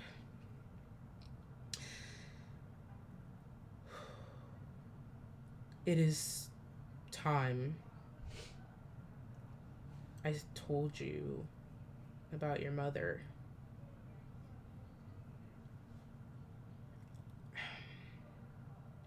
I did not keep her secrets from you because I wanted to harm you. And I need you to understand that. I kept her secret because she made me swear it before she died.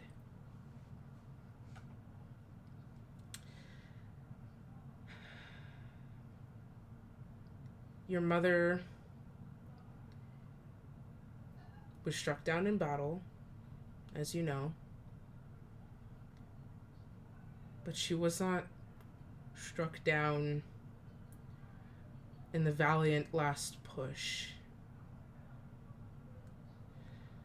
Your mother was struck down by her sister in a last act of betrayal. You've never met your aunt because your aunt is a coward and a liar.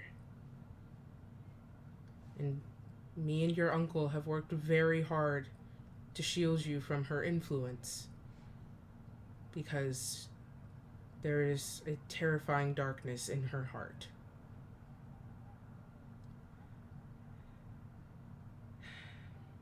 And he takes a seat. He pulls out this chair from the desk and turns it and just sinks into it.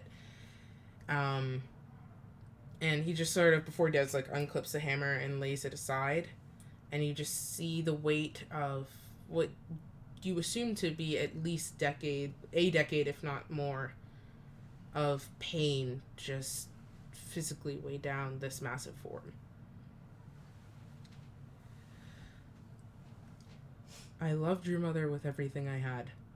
And even then, I found more to give because she deserved that.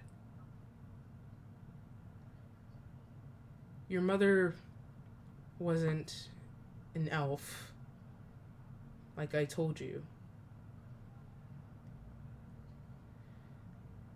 Your mother was of celestial nature. She was sent in order to... Sarah, your face. I love lore. She was sent... Lore, dumb.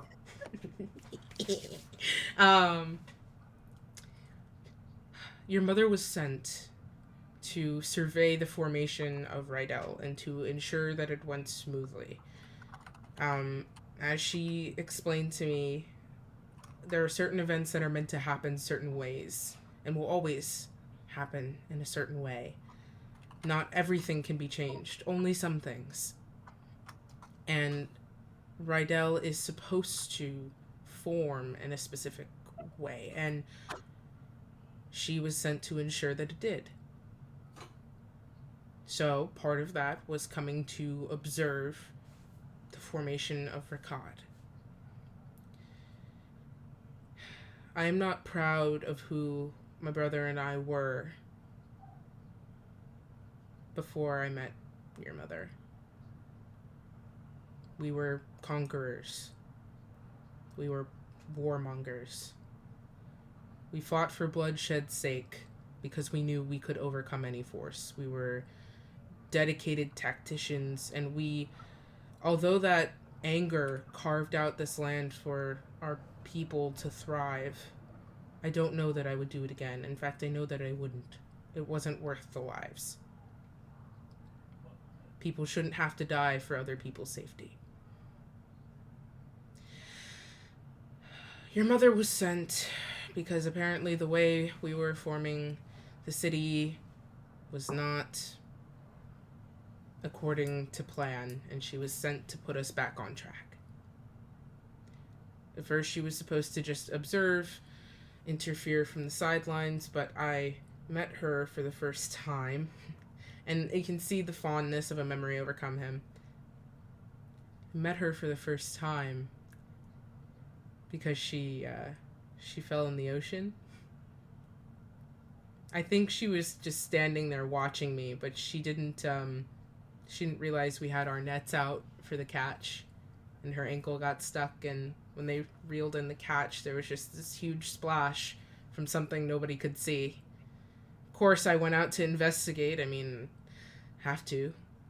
Sometimes you fall in the ocean. Sometimes you fall in the ocean. Sometimes. And sometimes you don't. That's a mug. You know? That's a mug. One side is sometimes you fall in the ocean. The other side is sometimes you don't. She fell. I went to go see what this thing was, and she was laying there soaking wet. And In a more sexy beautiful. way? Okay. Okay. This pigeon is overly interested. And she was probably the most beautiful person I'd ever laid my eyes on.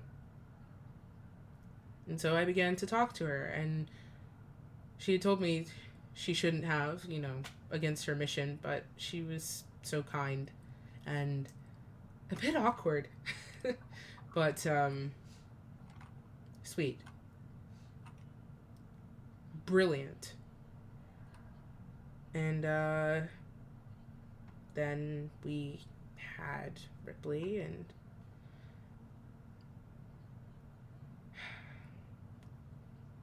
then John. And your mother really wasn't supposed to be involved. I think she got too involved for her employer's liking. There was a conflict, a group of independent raiders who wanted to try and take the land back, loyalists to people who haven't ruled the Rydell throne in over 100 years, off the cuff and utterly incompetent, to be honest. We struck them down quite easily. Your aunt, your mother's sister, had joined us, and she was on a similar mission, but she was sent because your mother had been deemed to be a failure, because she never reported back, because she loved you, Ripley, and John too much to leave you, no matter how much I begged her to go back. And she said that the consequences would be worth it if she got to see you smile. So she stayed. Her sister was sent to pick up where your mother had failed. And at first, we had an agreement that your aunt was simply to take up the post, and that was what I understood anyway. A lot of it was in Celestial, and that goes over my head. But your aunt started to get greedy, vindictive. And during this skirmish with these raiders, we had struck them down,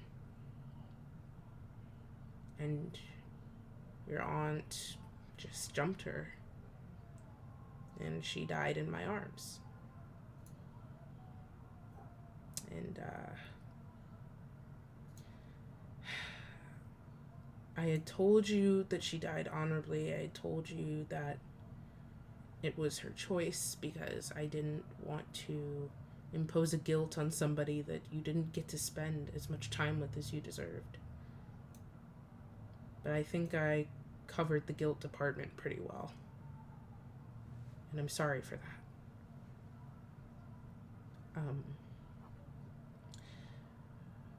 Ripley, the thing about a bloodline is that it chooses specific people. And that could mean a duty that you're meant to uphold, or that could mean power that manifests in certain ways. Your mother was far more than a mortal. And that power appeared in John after you left. He doesn't know how to control it. And he was spending a lot of time with Kip, because Kip and him have always been close, you know that, but he got mad at the slightest of things, and John's the baby. He never gets angry at anything, but he's got mad at something Kip said, and I watched Kip vanish.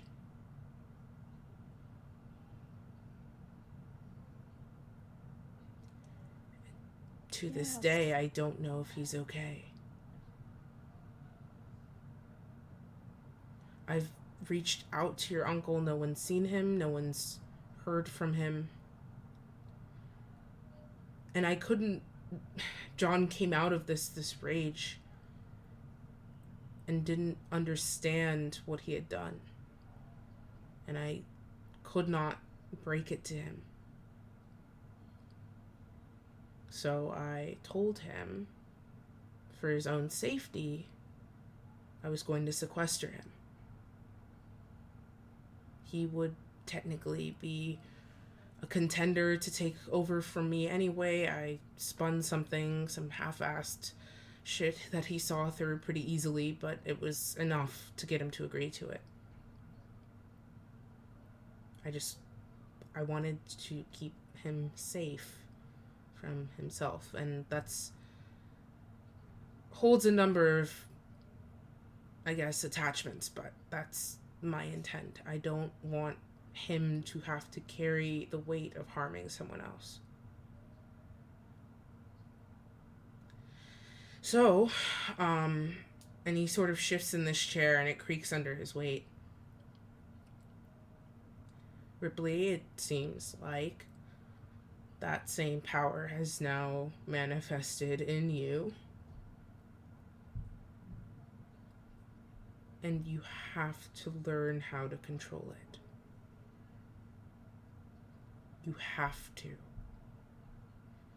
When your mother got angry, she could raise an entire field in a blink of an eye. Hot. Thanks. Sorry. Thanks, Sarah. Oh my god, all of the dead, all of the opposing forces just shattered. So sexy. Mm-hmm. Well, I mean... Okay. When your mother got angry, she could raise an entire field in the blink of an eye. You could do the same damage with a sneeze. You have to be careful. You're a grown woman, Ripley. You've made your own choices. You've chosen your own family, and I'm not gonna take you from what matters to you. But John will stay where he is, and I will let you go. And I hope this family helps you control it. I don't want this to be a cross for you to bear. And Ripley's just kind of, first of all, backing up, Brock has been sort of standing dejected in the corner of the room. And hearing the mention of the mom, sort of watching with almost like rapt attention and then seems to sort of wither in again.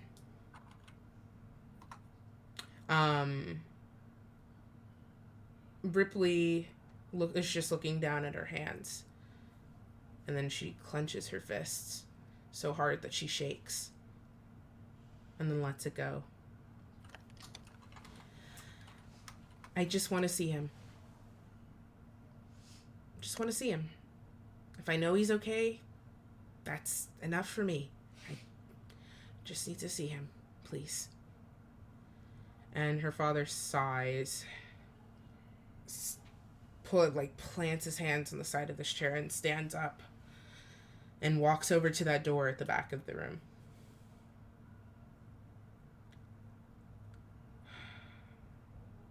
Okay. And sort of twists the door handle open and lets it creak open. We'll come back to that in a second. Renori, you start heading westward, back towards the room where you were last at before you vanished into nowhere. Don't mind me, just hydrating as I was told. Okay, well, you saw me get the Brita. If we're gonna make the joke with Jake, we might as well. No, you saw me get the Brita. Did I? Yes. Let me roll perception. Not this. Okay, so, Oh no, it's a nat one. Renori, you start making your way west, and you're able to sort of keep to the walls or, kind of tuck between people, and you're pretty quiet. You make your way to the stairs. Making my way. Nice. There are 2 guards heading up the stairs, blocking the stairway. Sorry, down the stairs, because you're on the first floor. And they're blocking the stairway entirely, and you're just kind of, at the foot of the stairs. What are you doing? I need to go down the stairs. You need to go up. You're on the first floor? Uh-huh. And you're at the stairs that are heading up, so that you can you can start heading back to this room where you were, with the double doors, the dining room. Okay. Yeah. Okay. Renori will cast dancing lights, down if there's a hall or a corner or something. She'll cast them really bright and several globules all floating around, looking making it look like someone is gonna start appearing, having them kind of swirl around to see if that will draw the guards over there. Yup. You just hear what, and they just kind of both turn and start hustling down the hall, and get Off at the ready. I go. Yes, upstairs. Off I go. Yep. You scramble up the stairs, and as you're moving past this hall and you're getting closer, your heart's starting to beat quickly. There's another guard that passes by you, and as you attempt to slip by, you bump his shoulder. He goes, turns. Just roll me a stealth check again. See if you can slip away.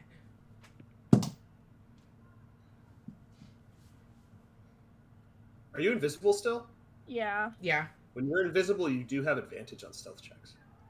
It's in as part of the spell description. Because you can't be seen.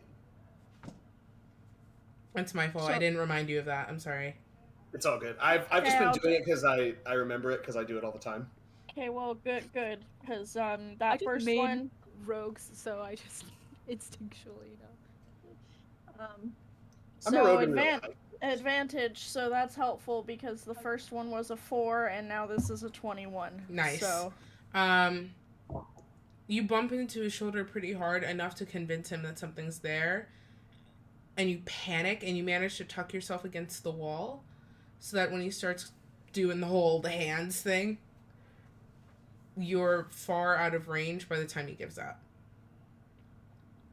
And you're able to keep it moving. And you make your way back down this hallway. Raven. Mm-hmm. You have so the guard leads you out of the room, and you're just sort of walking side by side. Raven will pause for a second and like just gently like hold the guard's hand and just be like, "Thank you so much Oh, for trusting me with this." of course, just please don't make me regret it. Oh. No, that'll be laying it on a little too thick. Raven's not going to say anything to that. Okay. And then Raven's just going to Raven's kind of gonna just be like, "So, I mean, in this big stronghold, castle thing, where do you think that we should look for my friend?" Oh, I was gonna take you to the Watchmaster because he'll probably know. He's He will? like, he's like super smart about magic stuff specifically, and that's like not my wheelhouse. And your friend definitely is either dead or just somewhere else. So, Well, let's hope she's not. that would be great if she wasn't. Kind of realizes he screwed it up a little bit. Just like In like the back of like Raven's eyes, it's like that customer service veneer of like smiling. She's like, "What the fuck is wrong with this guy?" yeah. If he is trying to smash, what the fuck? Anyway, why would you say that? He realizes, like, you see the visible, just like, sorry, and you start he starts leading you down, and around this corner. Ooh, wait. At the mention that, oh, your friend could be dead, Raven is going to pretend to be distraught at that information and just hug him. For, like, comfort, quote unquote. Okay, he does this sort of, like, Faint into his arms. Oh, oh my god. Yeah. She's the really very trying thought to of play- it. It's very Pride and Prejudice of you. Yeah. It's giving very, like, damsel in distress who is purposefully playing into that role for this man's sake. He has about as much insight as a rock, so, he just kind of, like, holds you, like, I mean, of How course. much armor is this guy, like, what is this armor situation? This one specifically, he's got like a kind of a crop top situation going on. Like, he's got like he has like a leather chest plate, but he's not really bringing anything under it, so it's just like chest plate and then like stomach. Yeah, so like Raven has like her arms around his waist. Yeah. So it'd be like bare skin. Yeah. And so I think that she's just going to like, yeah, she's just like being like, "Please don't say that ever. I hope that Renori, my dearest friend, isn't dead." And it's just like really kind of playing this up. He's kind of he kind of like gives out like a fake little sob and like makes her breath shaky.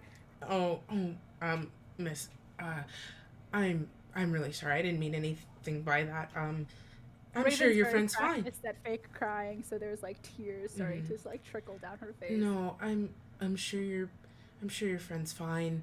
I didn't mean to upset you. I'm so sorry. It's okay. I know. I understand.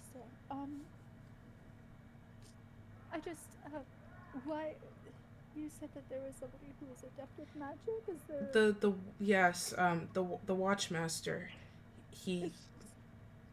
He's pretty. I didn't realize that an orc stronghold would have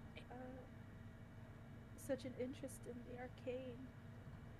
She's like trying to fish for a little bit of information as to like why this dude is here. I'm pretty sure most people have like people who do magic. So I don't Oh, never mind. know what that means. No. I know. I think the way that she's trying to phrase it is more like,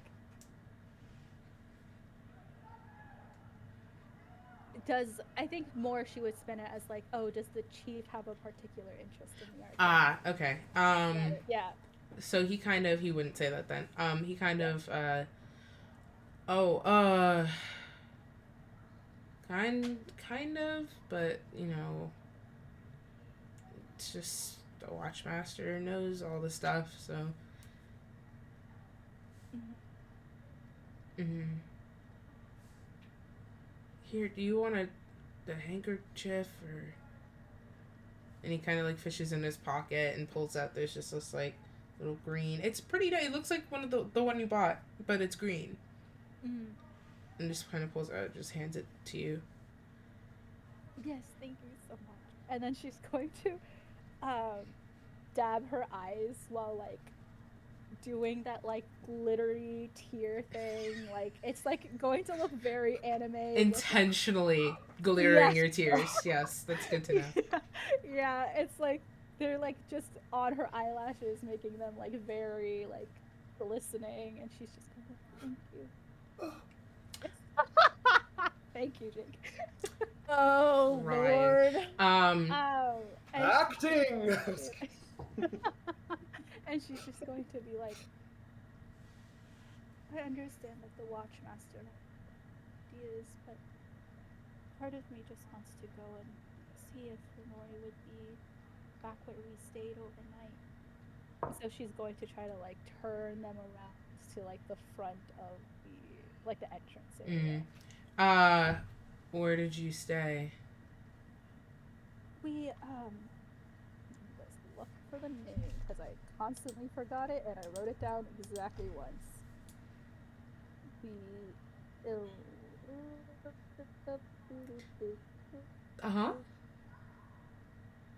The skiddly doo bop bop? Silda. That's what she says. She's like in the village in Isilda's house. Oh, that's pretty far. I don't know that I could personally take you there, but there might be somebody here, and he looks like pained. She's going to like grab his hand and squeeze it, just be like, just escorting me to the gate would be sufficient. He gets this like, you know when somebody is so like happy that they don't like they can't even contain a smile if they wanted to. He gets one of those, just like break this poor boy's heart. Do you realize what you've done? Do you realize the power you have? Do you realize what you've done? Destroy this man. Destroy this man. Look, Raven's a heartbreaker. You know what? Whew, Tessa, this man. I will. Damn. Oh my God, Kristen. God. Damn, I gotta go. That knocked me out so far Stream, to eject me from the call. Stream's done. It's over. We're done. We're gonna. It's over. We're done. I'm kidding. So okay. He kind of just and he kind of like shifts the helmet back, and like more of the hair kind of falls in the way a little bit. Here's what I'll do. I'll take you to the gate. I'm gonna see if somebody can tag out with me, and then I'll take you myself to the village. That way you don't have to go by yourself. This is the look of someone, Raven being like, I went too far. Oh, that's not necessary. You shouldn't choose me over your duties. You give me the impression of someone worth choosing. Oh, fuck.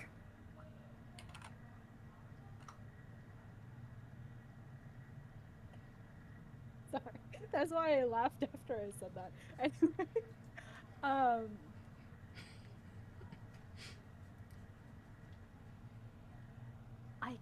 I can assure you, I'm a big girl, I could take care of it. But thank you. Okay. The secondhand cringe. I know. You just kind of Look, okay. Raven's performance is like kind of amazing. And he just goes to kind of quietly, a little bit sullen, lead you to the front gates. Do we pass Renori? I mean, do you? I don't know. What's the timing of everything? You don't know where Renori is. But do I see them? Hey, No. Renori. Listen, y'all are a bunch of pigeons, okay? The amount of I'm sitting pigeoning, here. I'm waiting to be asked. the amount Okay, of pigeoning Raven's in this hope- episode. I think that Raven's Thank you. hope is that somebody will see Raven and will be like, oh, thank God, there's somebody here. Renori. So that's why she was stalling outside of the hallway. Yeah, just in case Renori is somebody was- definitely looking for like her friends and stuff as she's making her way back, hoping that like they, best case scenario, are free from the shit, so she can just meet up with them and be good. Like, Renori, you round the corner and you see Raven talking to a guard. Kind of flirting, but talking to a guard. okay. Renori would take a little pebble from her component pouch and toss it at the back of Raven's head. Roll to hit, please. Okay. Gotta look at what my AC is. That's a 19. What's Yeah, your... that definitely. Yeah. Raven, a pebble just impacts the back of your head. How hard? How hard are you throwing it, Renori? Enough to get Raven's attention. Are there mosquitoes here? Raven's going to ask. Oh god. Yeah, sometimes. I mean, the Yeah, coast that's an is right awful there. Big mosquito. She's going to say like pointedly. Renori will like make her way in a big semicircle to be behind the guard, Okay. but like a few feet behind, and will drop invisibility. Okay. Raven, behind the guard, you see Renori appear. Oh my god, Raven! I've been looking Renori! everywhere for you! Roll me God. deception. Can I With use my help advantage. action? Yeah. With advantage. Okay. 21. Okay.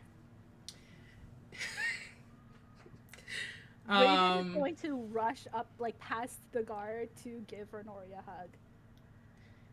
He looks so confused. He goes, "I'm glad you're okay. You're gonna Yeah, me too, dude. You're Yeah. gonna need to go." Thank you so much for your help. And then Raven will be like, bye. And then like immediately kind of turn her attention to Renori as they go back inside.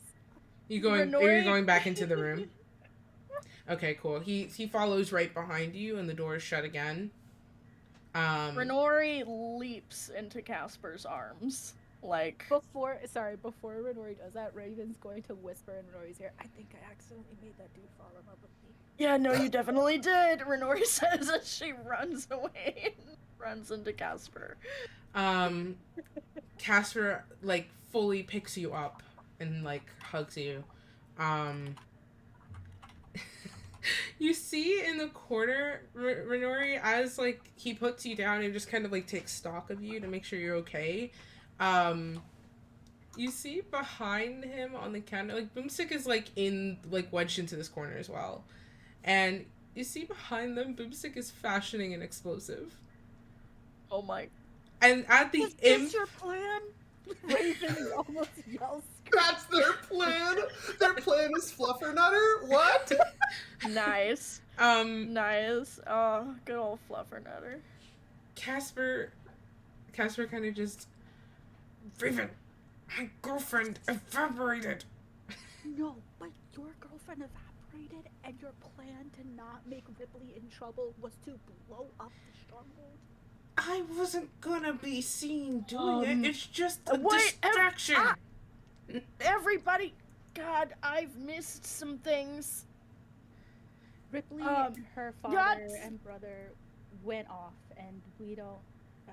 We're just waiting here. Okay, well, the last thing I knew was that Ripley was gonna rip someone's head off, and then I got yeeted back to the tree where Tide and I fought, and I was there, and, you know, so was everybody else that was there, the fishermen and everyone, and I begged Saloon to send me back, and then suddenly this white mare showed up, and so I rode a horse all the way here, and I, you know, full disclosure, didn't make a lot of awesome choices. I tried to magic missile the front doors open and didn't do it well enough to actually open them. So then I cast invisibility on myself and climbed in through a window, but when I climbed in through the window, a guard definitely like felt me Babe, climb through babe. with No. babe, babe. And, like, he just sort of gestures to the guards that are still standing in the room facing you. I mean, I can't whisper, but Renori was whispering. Okay. Okay. Like, That's an important thing that I missed. What do you mean? See, What do yeah, you mean you I can't don't. whisper? Just lean in real close to that mic and give us that ASMR. I don't like doing that. And I also don't like whispering because then my Discord doesn't like to pick up my whispering. So I don't Because whisper. of the noise gate. I Yeah. get it. Even though, so like Renori's not that dumb, y'all. Like she's, talking in a hushed voice because Casper and Raven already were. So like they set the tone. Okay, so she's I just wanted definitely to make whispering. sure, because Renori also will very much go and talk at No, full volume. That's fair, but not in this situation. No, not after all of everything that's Okay. just happened. I just wanted to make sure. So continuing to whisper, Renori will say, and then to get back upstairs, because I was on the first level, I created a dancing light kind of distraction situation so the guards would run away from guarding the staircase so I could come back I'm very up. proud of you. Is that why you're telling us this entire thing is because you did some badassery and got yourself to the door? It's very hot, I have to say. Oh, well, I'm just saying that, like, if people figure out it was me, that's gonna be bad. Yeah. I think that a lot's been going on tonight that might not even come up. No, I don't think so. But I will say... Especially with these two geniuses Hey, trying to put an explosive off. we weren't gonna hurt anybody. I It was know- just gonna be a I know. diversion. I'm just saying, why did you? Yeah, Let because everybody- nobody has to get hurt. It's just like it's like a boom, and then everybody runs that way. Fire. I mean, do you No, want out of not here? this Because one. I can get us out of this room right now. Well, I don't think that's well. Like we don't know when Ripley and her family is gonna come back, and especially don't know where Faustus is. So like, Faustus, knowing I've been here Faustus. the whole time. Okay. Just kidding, I'm not If I there. know Faustus at all, Pigeon-like noises. Faustus would be keeping eyes on whatever we can't have eyes on. yes, I'm just saying that like maybe we don't do our normal fuck shit. Are we sure Ripley's gonna be allowed to come back? I was If gonna she's gonna be held against her will, then we can maybe talk about explosives. I was just gonna go get her. Explosive was like a failsafe. I was just gonna go get her. I personally hate waiting. I'm just gonna go get her, I think. I just got a picture of Casper backing towards the door with a grenade in his hand going, I'll blow us all up! I'll blow us all up! Oh my god. The ghost, everybody. It's love- better. I It's love better irony. knowing Casper right now looks like Howl from Howl's Moving Castle because He- he's in disguise. He does. I'm just gonna go get Ripley. What do you mean you're Why, gonna I- go Ripley? You don't even know where she went. I don't need to, because I will figure it out. You guys, I have done this so many Okay. times, Uh, so uh, well uh, by myself. I can cast invisibility on. I can cast it at 5th level, and I can cast it on an extra person for every person above 3rd level. So Above second everybody- level. So 3 You could do people. 4 people. Yeah. You should be able to. 4 people. Okay. It's a second level spell. So you can right? get all 4 of them if you wanted to.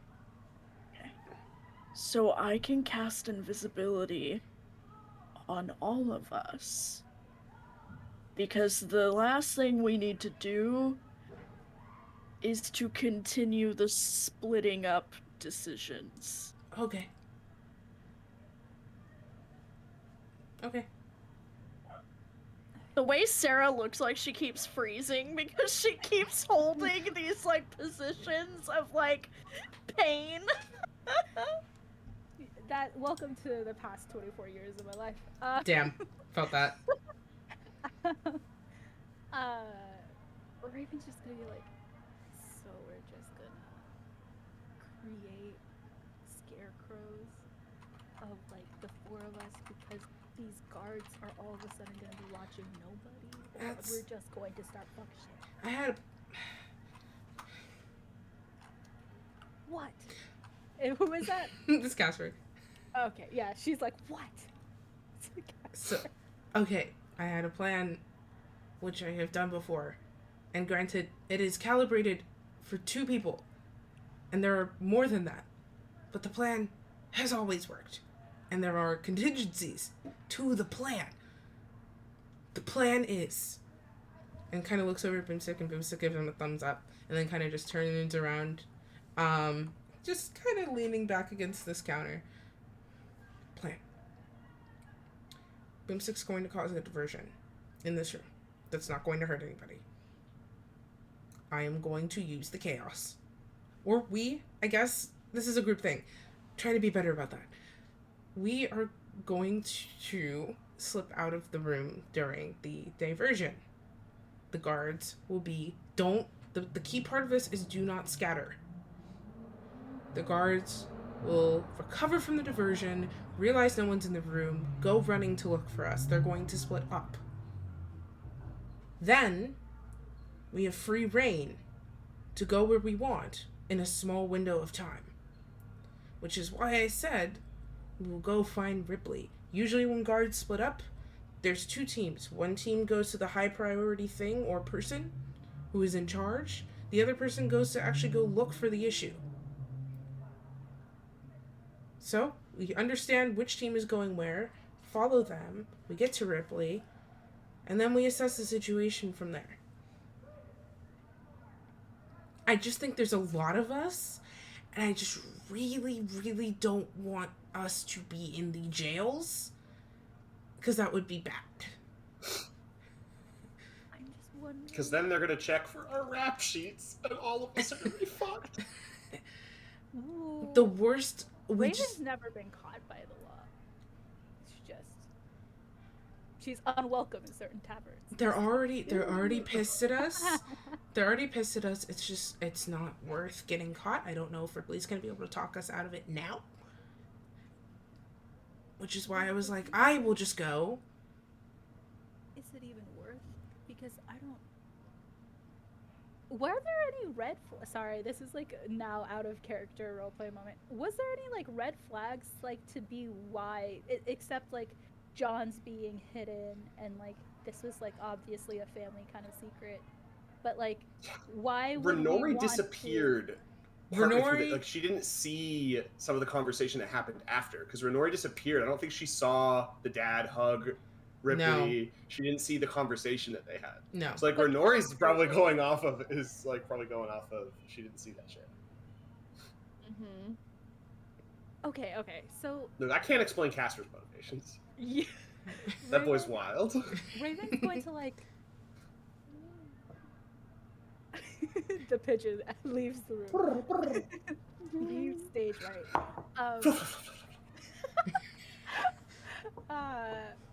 Raven's just gonna be like. That was the pigeon hitting a window. So.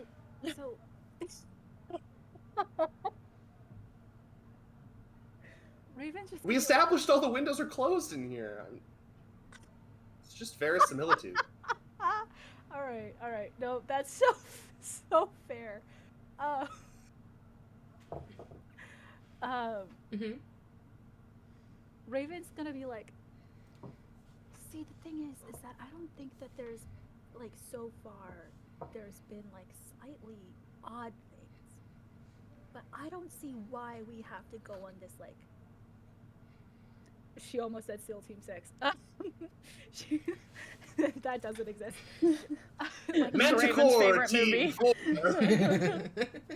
she's like, I don't see why we have to do this in-depth explosion reconnaissance mission when, like, Ripley's dad is just, like, showing her something that has to do with her intimate family details. Like, oh, Renori, you weren't here, but, like, after Ripley had that, Sarah now forgets how English words. Mm-hmm. Oh, after Ripley had that episode,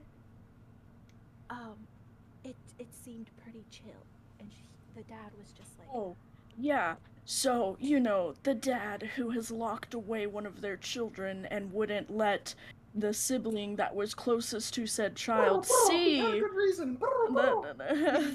Yeah, No. but none of us fucking know that at There this was a point, pic- except for you. I need to inform Rob that he needs to hire someone to look into this pigeon infestation that's happening in his home. Everywhere.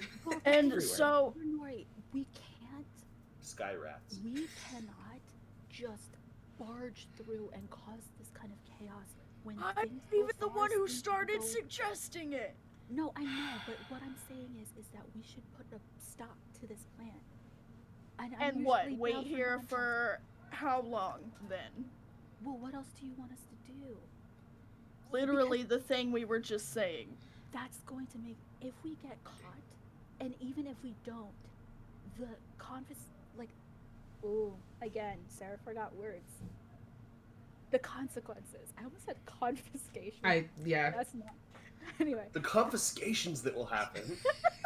They will take so many of our things. Of my dignity, of my Yeah. books. The consequences of that will be far worse if we just go and do that rather than just wait here. Because I'm sure that if something deeply fucked was happening, either Faustus would let us know about it or something would happen. But Yeah, but how exciting of a D&D campaign is it if we just sit here and wait? God damn it, Kristen. We found it. The source of the pigeons. Yeah, Raven. Have you ever heard of fun? well, I'm We're gonna turn sorry. invisible. We're gonna blow up a bomb. We're gonna have a good time, and then we're gonna go to jail. Raven wanted to have a lot of fun at the coronation, and then that backfired. Okay, well, now I feel Hey. like you're projecting. Okay. Fine. Casper? Yes. This is like my thing. I've got it. No. Oh. The answer is no. I just got back, okay? Yeah. That was traumatizing. I'm sorry. We're gonna stay here.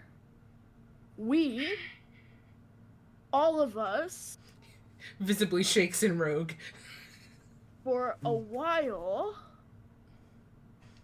And if the situation seems to shift in any kind of negative way, then we can launch into whatever this is, and Renori will point like towards Boomstick and everything. I can better explain the plan if it would help. but Nope, that's- that doesn't. With all due respect, you're not the captain here. This is not a boat. This is, like, I think I have been on land more than you have. So, I'm going to assert dominance. You've been And- inland more than he has. Raven, And, Raven will say. I did live underground.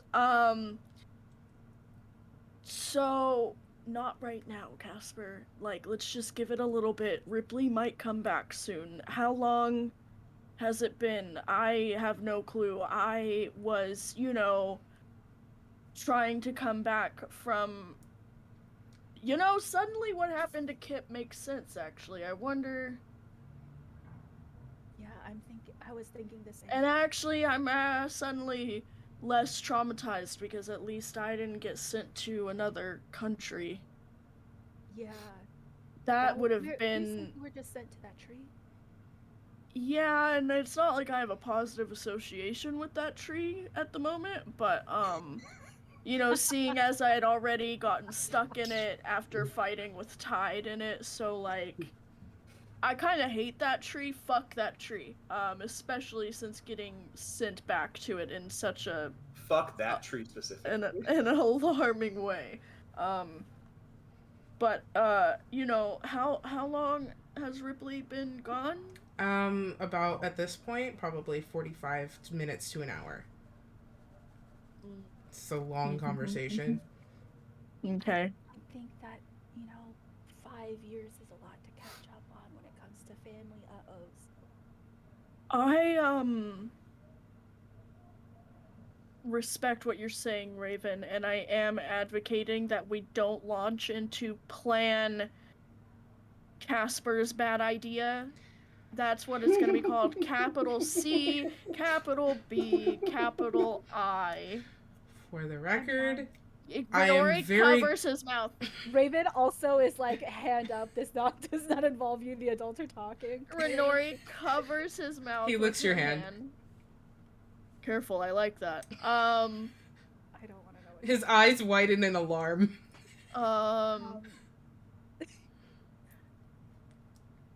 Just, we're gonna wait.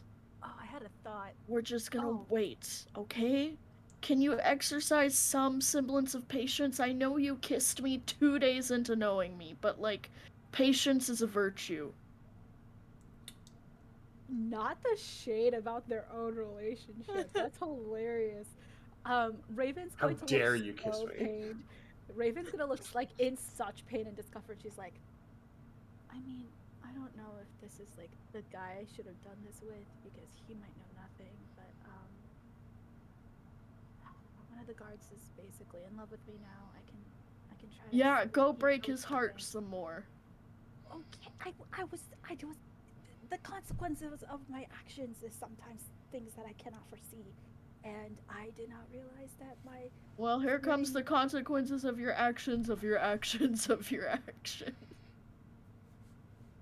I mean I could. Oh try look, to if it isn't the you know, consequences of my own actions. It's okay, Raven, actually, it's fine. I do appreciate it, and it will be to our benefit, and, you know, who gives a fuck about that guy anyway? He probably sucks and has, like, tortured some people before or something. I don't know. Quick, come up with justifications to hurt people. Casper has just very Raven is just going to also make that. Renori's working on being a good person, okay? It's never meant she is fully one yet, you know? Mad Widowgast raid vibes. yeah. Okay, yeah. Yep. I mean, actually, Raven would kind of feel like, I mean, it's not the first time, you know. Mm-hmm. Yeah, haven't you literally said that you slept your way through half of, like, the country to get food and stuff before? So, like, this is nothing, really. It's just conversation. Most of the time, that was a mutually understood beneficial relationship. And Well, Raven- like, you know, maybe you just need... Never mind. You do what you want. I need to fix What? something really I mean, quick. I'm not gonna sleep with that guy. But No, I mean, you could if you wanted, but that's, like, not, Don't. you know, no judgment. You do whatever you think is best. Just 1 second. Renori's gonna turn to Casper and, like, take her hand off of his mouth, but then, like, cup his face in her and just be like, I'm a little shaken up. I've never cast invisibility on my... You know what? Never mind. Nope. I'm sorry. I was rude. It's fine. It's alright. Let's just wait. I was rude. I'm sorry. normally I'd be down to blow something up and go fuck off, but like this is. I really thought you were gonna say blow some guy. That's what I thought Look, was I'm always said. down to blow some So guard. yeah. I was so sure you were gonna say normally I'd be down to blow some guy. Crying. No, I don't even remember what I was said originally now. Normally you'd be off. You'd be down to blow some some stuff up. I think something like that. So, no. You just redact it and then say that statement instead. Normally I'd be down to fuck, but so like this is Ripley's thing. PTBSG? House yeah, and stuff. Raven, I was prone to agreeing with the capital. I was prone to agree with Casper's neutral idea that is neither good nor bad. However, thinking back on how things went, Raven is also just like slightly cracking up at this attempt. However, thinking about how things went the last time we met a family, it does seem to be a delicate situation, and I don't want to put Ripley in a bad position. I'm trying to learn from my mistakes. I know it's wild, it's this new thing I'm trying out. But if this backfires, I'm not learning from my mistakes anymore, so. Oh no, if something goes wrong and Ripley's in trouble, we're fucking shit up. Not Ripley. Raven will go back to the guard that is in love with her now and be like, so I left some of my weapons with you. Is it a little... They're over there. Okay, and then she's just going to go grab them, and then go circle back to her friends, like, pointedly, like that was the beginning and end of that interaction. And it's just like... Raven will come back up to Renori, like, peppering kisses all over Casper's face as, like, both an apology and also, like, I am glad that I did not get sent somewhere far, far, far away. Like the surface of His the sun. face has gone from like this stern, like total TPK because this one thing. We've been eaten inside a mountain. Anyway, so not gonna dwell on that one. You see, he had like a stern look of like genuine annoyance, and then it kind of just goes into like a pout. I'm so pouty. She'll, like, hold, like, one long kiss on his... Oh my god. Y'all are the worst! The pigeon comes just to roast Casper. Ooh, I'm so pouty. Ooh. I'm role playing Faustus. Jake likes Casper. Faustus thinks he's yeah. It's like going out of focus really sold That's the end of that sentence. The camera went out of focus as I went out of focus. Anyway, right, she'll hold, like, one long kiss on his cheek as he's pouting and then, like, dig her fingers into his sides to, like, tickle him a little bit just to try and, like, he, like, break the mood. He, like, definitely, like, grabs for your hands and then just kind of, like, he just this sort of, like, rush, like, the breath leaves him, just this, like little, like, almost like a giggle, I guess. And just, like, grabs for, it's like, A cranky captain is no fun. As they're doing that, Raven will sort of just, like, take out her journal and, like, jot down a few things. What are you jotting down? I need to know. It's always an event. Biologist observing too.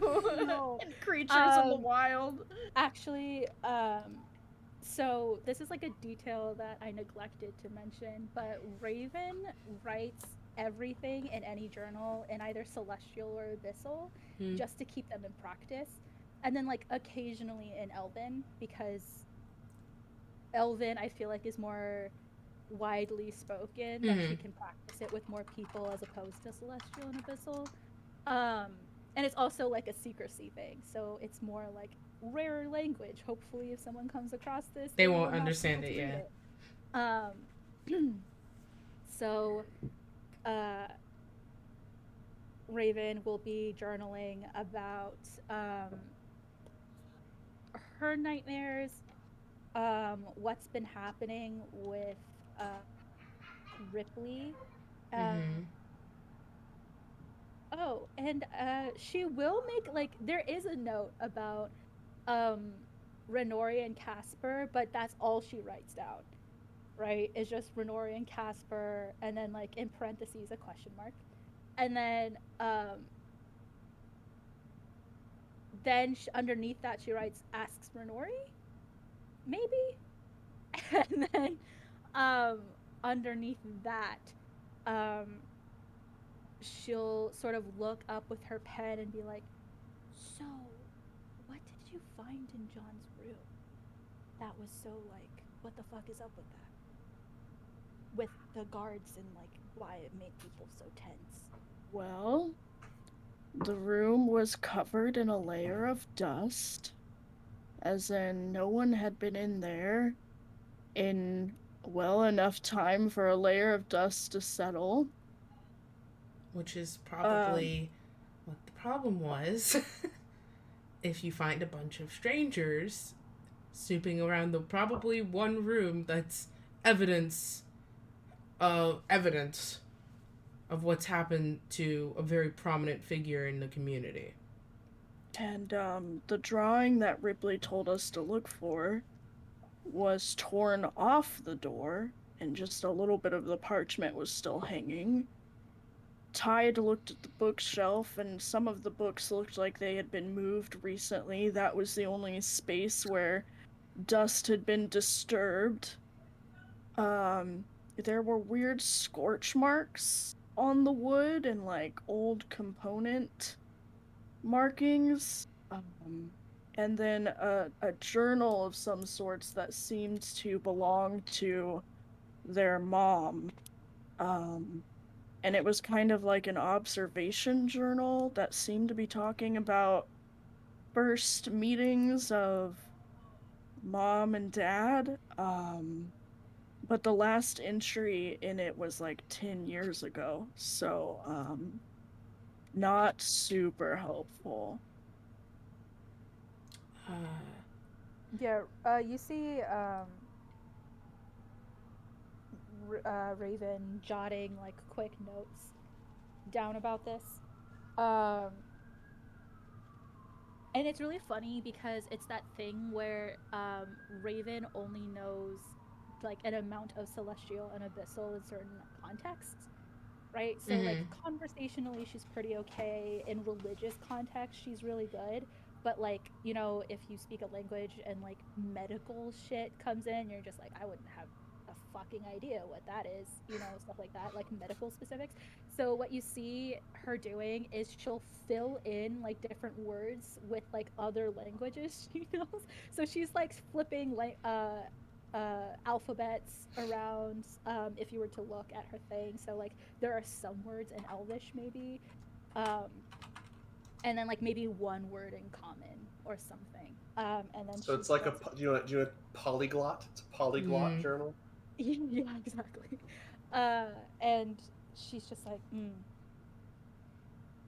Can Renori try and take a peek at Raven's journal, Um. casting comprehend languages while she does?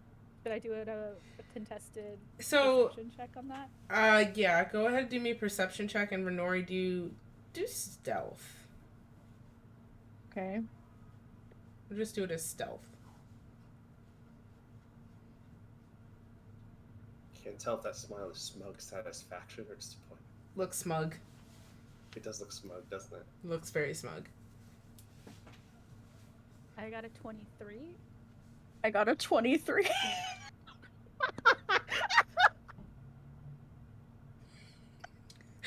I got a natural 19. Okay. Rollies? The journal bursts. Do Sure, yeah. you wanna Do do rollies. Do rollies. Oh, classic game. It's just we're just doing like straight what the D20 says, right? Yeah. Rollies, Yeah. right? I got an 8. I got a 14. Ah. God damn it. Raven, you definitely see Renori looking, but it gives you the sort of passive nosiness that she has. You know? It doesn't necessarily rub you the wrong way, but you do notice, like, her trying to take a peek. You know don't Renori notice has her casting the. comprehension. You know she has it, but you don't see her cast anything. You see her, like, behavior of interest. You don't notice her casting the spell. I think Raven will still, like, not fully, so that she's not, like, fully hiding it, but, like, instinctually she'll sort of, like her hands, like, twitch a little, and, like, the journal just goes slightly up, but she's just like, may I help you? Is there one translated thing that you could give her from your journal that she'd be able to catch a glimpse of? Again, most of it is just, like, I think that the thing of note for Renori, because there's, like, a lot of notes about, like, what they found in John's room, which Renori already knows, would be, because I think that what Raven is doing is, like, when theories about her nightmares come up, like, why all of a sudden this is happening, she'll write them down in her journal. So that is something of note, is, like, Raven is having these nightmares and she's concerned about them. Okay, yeah, and then just that's enough. the thing of, like, just one thing. Yeah, just one thing. That's enough. Unless you wanted to give her more, but, like, one thing was good. I mean, one of the sentences is literally including her name of Renori and Casper ? Ask Renori. Yeah. Maybe? So that okay, would probably those. Yeah, Renori So would be those like two. my name. Okay. Yeah. Okay. Do you say anything about that? Or you just note it. Noting it for now. Okay. How much time has gone by? What's going on? It's about this span of this has probably been about like 15 minutes ish. And speaking of which, I'm actually gonna go back over to Faustus. Yeah. Faustus.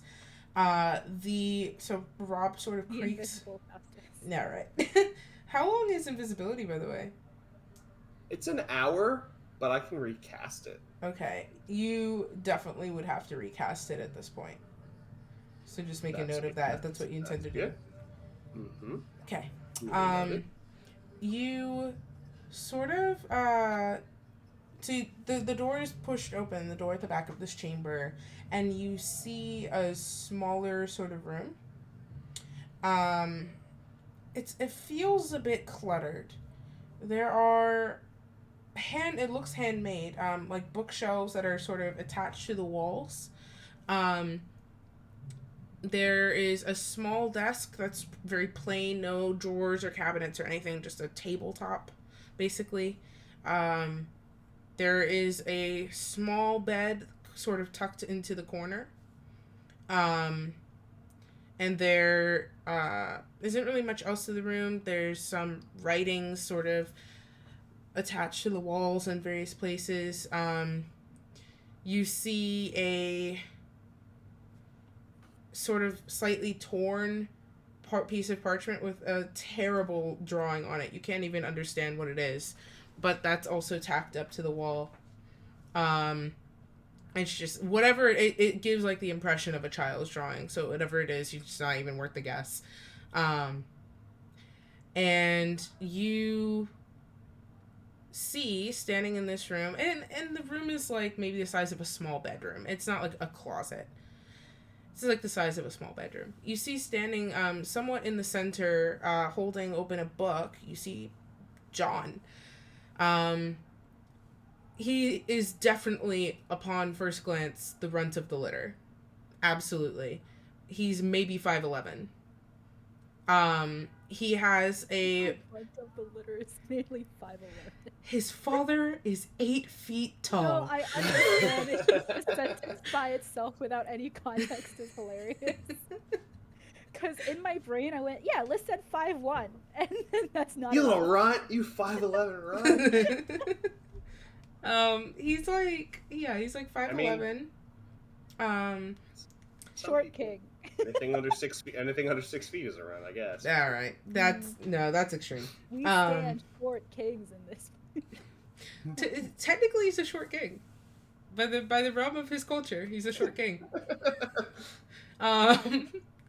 He's somewhat similar to Brock, but even more so, like more wiry, lean muscle than like a brawn. Michael Phelps type. Another short king. Sure. Like more of like a lithe physique than anything brawny. He's wearing pretty simple clothes. Looks like gives you the impression of pajamas, basically, like very comfortable, like a comfortable pair of pants, a thin shirt. Is the thin shirt also a crop top? No. Oh man. No. I was not on him. hoping for this trend of all the orc men just wearing crop tops. Not for him, no. He's got a book open that he's kind of just idly picking at his mouth and looking over. He has black hair that's long. It actually reminds you, like, looking physically at his father. They're very similar hair. His hair seems to be a little bit longer, perhaps unkempt, sort of pushed back. But it also does have the streaks, the white streaks, but he looks like he can't be older than maybe 19. Like he's Raven definitely somewhere and in John there. are shaking hands. Yes. Oh, right, to white streaks hair. Yeah. And he's just sort of like muttering to himself, pacing back and forth a little bit, and the door is open, and he stops and looks, and the book shuts, and he sees. It's like terrifying for a moment because he makes eye contact with where you are, but you see the eyes slide over and focus on Ripley. Just drops the book completely on the floor and runs and fully just leaps off of the ground and into her arms, and she laughs and catches him, and they do like a spin, and she just like sets him down but is still hugging him. Question. Yes. Is the entire family all over in that side of the room at this point? Yes. Okay. Faustus, maybe 20 episodes ago or so, probably would have hung out. But at this point, he feels like he's gotten the important information and that this is kind of private, and he feels a little guilty. And he doesn't want to leave that scrap of cloth in the door, so he's going to take this opportunity while everyone is having a reunion to try to slip out. Okay, roll me stealth again. All right. Growth. Character growth. Don't mind me as I like sob in the corner. Oh my god. We refuse to accept the result of the roll, so we use our last luck point for the day. You also have the Fix oops, this no wait, bubble. go back, right? I do. Oh, cool! These damn pigeons. Well, No. let's put it this way. It's worse, but it's still a 15. Okay.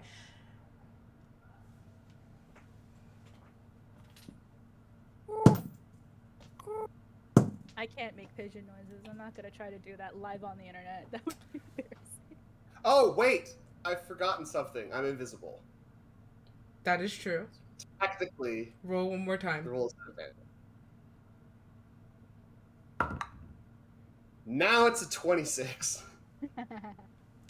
You open the door, sort of counter pushing against it so that it doesn't creak, and you manage to grab the slip of cloth before it even hits the ground. He's definitely pushing on the door with one hand, opens the door, and catches the cloth like with his foot. Yes.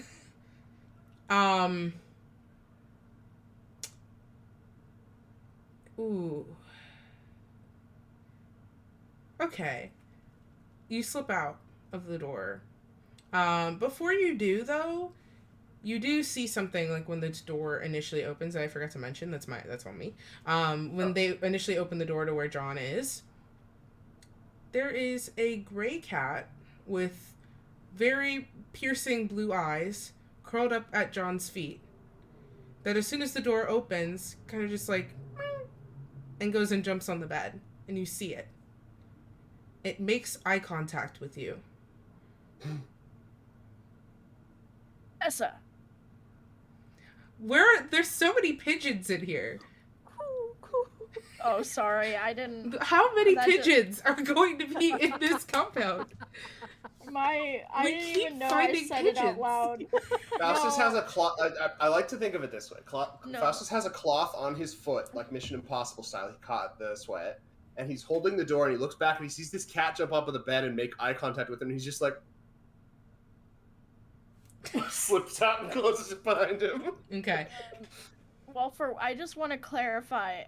I didn't know I said that out loud. That's hilarious. That's and hilarious. endearing. That's so cute, Kristen. But also, just for context, Faustus did see Tessa turn into a cat last session. Okay. This is true. I forgot that probably In that didn't make case, the recap. while balancing adeptly and escaping the room without notice, except for the cat makes eye contact, and Faustus just winks and then goes out the door. The cat winks back at you. Hell yeah! And now Faustus is a I furry. almost said something. Sarah? Excuse me, as I gotta go. Sarah. No, what's up?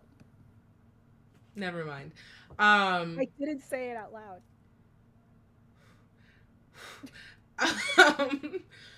Raven, Renori, and I'm kind of like tying in our threads a little bit here. So Faustus, are you back on the move towards the room? Where are you headed? Yeah, I would be. Yep, back on the move towards the room. Okay. Renori, Raven, it has been almost like hour 15 minutes and counting now since they left this room. I'm assuming that even though the table fell to the floor, at least some of the food didn't actually hit the ground, right? The table's kind of like splintered off kilter, so there is some food that's like not on the ground, yeah. That's like balanced among the wreckage, but like, you know. Okay. Raven, is there like an apple or something? You mentioned that there was fruit though. Yes, you can have an that apple. could easily just be like cleaned, yeah. Raven is like carving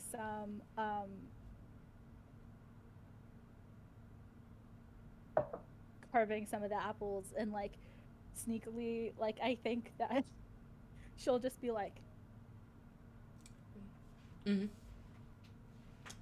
Okay, so see how this goes. just throwing more fruit at each other. Renori's gonna try and swat this one out of the air. Roll me a dexterity check. Me too. Yes. 12. 15. Okay. You throw it. It's not the best arc, but it's not terrible. Renori goes to swat at it and does make contact with it and kind of sends it off kilter away from Casper. Casper manages to kind of like lean and like stick a hand out and kind of bounce it back towards his face and catch it in his teeth. So he doesn't like catch it in his mouth all the way, so you get to decide what that means for the point system. But like he did catch it. I mean, considering that he ran interference, I'll probably allow the entire point. Okay. Instead of a half That's- point, but then she'll just be like, to Nori, just like, That is obnoxiously hot. Thanks.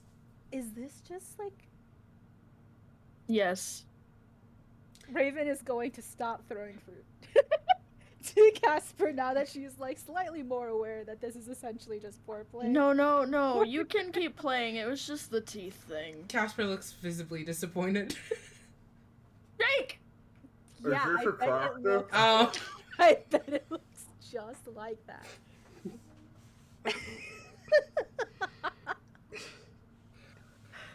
Oh, it's been a long week.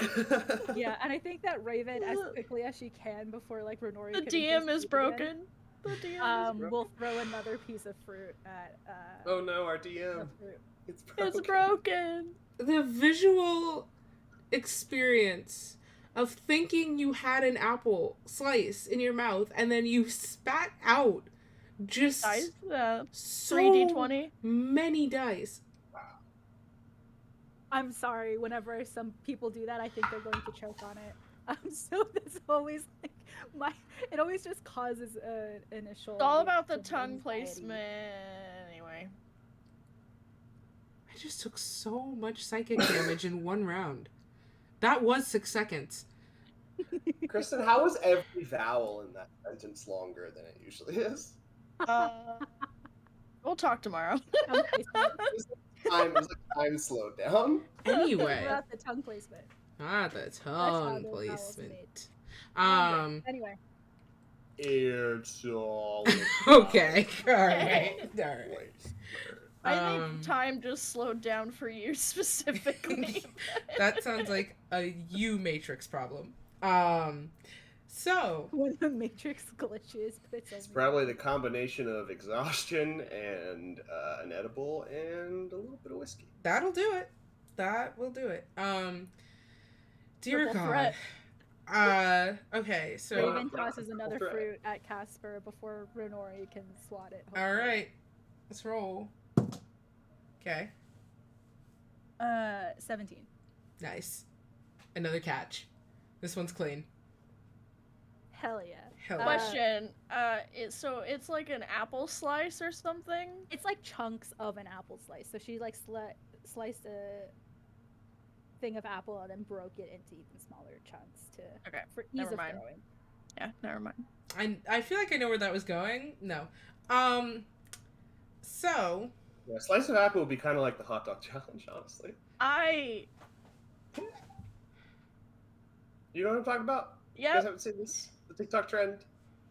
You No, throw hot dogs at your friends and they try to The catch them. in the silence mouth. does not mean It's that real does hot not dogs. know. It's real hot dogs. It's not a euphemism. No, I know.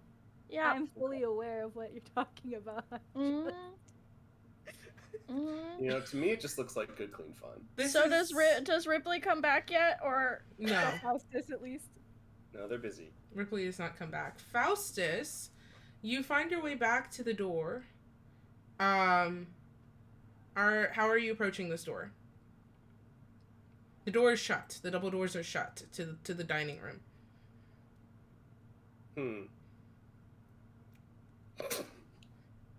I had the dumbest idea.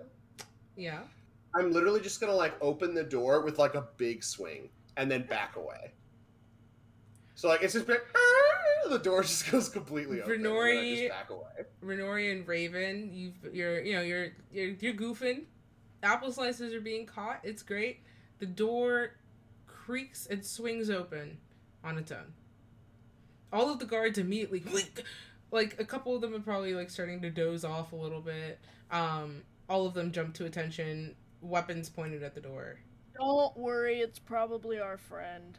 And then I just walk through it invisibly. Just as I see that the guards aren't advancing, I just sort of On your Roll me tiptoes. stealth to slip between them. done. Actually, just do straight dexterity. Can I cast a spell magic? If you want to, sure. What level did you cast invisibility at, Faustus? Hold on. You hold on just one cotton picking minute, Kristen. I'm gonna rules lawyer the shit out of you right now. Watch this. Spell magic. I guarantee it requires you to give us a target. Watch this. Come on. It's within this range. is this No, what it feels? No! Is this No! what it I've been feels like? outruled. I can I'm just not cast moving. it out within a 120-foot range. Is this what, Faustus only has second level spell slots. I think Renori would basically know that with her arcane knowledge. Like, Yeah, Faustus I has would never cast it at third anything. level. Yeah. if this must be what it feels like to be in the courtroom with Phoenix Wright. Faustus appears in the doorway, literally like on his tiptoes, like angled down with like his hands like this. Stop. All of the guards like weapons move forward. Stop. It's fine. He's not, we're good. And then Raven is like slowly approaching. Roll me grabs persuasion. Faustus. I'll help. So advantage. Roll with advantage. Yeah. Okay, I rolled an 11 and then I rolled a 15 and then her persuasion, it's a 19 total. They sort of still have weapons drawn, but they allow you to pull him into the room. Yeah, Raven like grabs his hand and like Faustus squeezes his scans. hand a Faustus little scans tight. the room. He sees several guards. He sees Raven, who is pretty sure has never cast spell magic. He sees Casper, he's not sure would have a desire to cast spell magic. Then he settles on Renori. And Renori's looking him dead in the eye with a shit-eating grin on her face. And he just sort of nods slowly. Tide kind of This has is how that. prank Alright. wars begin. I see. Tide kind of has that, like, The if Tide the had first popcorn, stone Tide has would been be. cast. The first Renori shot has been will fired. walk over to Faustus and put a hand on his shoulder. They're the same height. They are actually. And How tall is Faustus again? He's like average. He's not like super short. He's just. He's like 5'8", right? He's like 5'8", yeah. Yeah. He's not like short, but he's just like kind of average. height. Renori, Raven, and Faustus are all the same height. Renori will put a hand on Faustus's shoulder and look him in the eye and go, "I'm just picking on you," and give him like a really quick friendly peck on the cheek and pull away. "I'm really glad you're not dead. Did you see me get yeeted into oblivion? I'm back." I did. Raven I actually left to- to go looking for you at Casper's request. Oh, that makes me feel a little bit more bad about picking on you. But you Casper can get me kinda back. just- It's a thing, The you know, that universe- friends do. You know what I've been learning recently, Renori? The universe is all about balance. Mm-hmm. Mm-hmm. Faustus, and this is Casper. Thank you. Of course. Oh, I know what I set myself up for, Faustus. Don't worry. I'll let you look at my spell book if that makes it better. When you die, I want you to know it was me. And Okay. he just sort of cocks his head a little bit more and just like the grins. The unsettling thing about you, Faustus, is I can't quite tell if that's a joke or not. Let's maybe not threaten my girlfriend, especially to her face. That's really not cool. Casper's singing. No, this is just me. I can, It's I a couldn't- musical episode of Stormborn's Curse. Every single song's an improvisational verse. This is how I What? convey information, like lists. This is how I say things, and that's just me. And because that was not meant to happen. When a like fantasy book says that a beautiful elven woman has a song-like voice, I assume she's going ba ba da da ba, singing all the words out. Nice. Please Raven don't will be threaten like, my and girlfriend. on that note, do you know if Ripley's okay? She asks Faustus.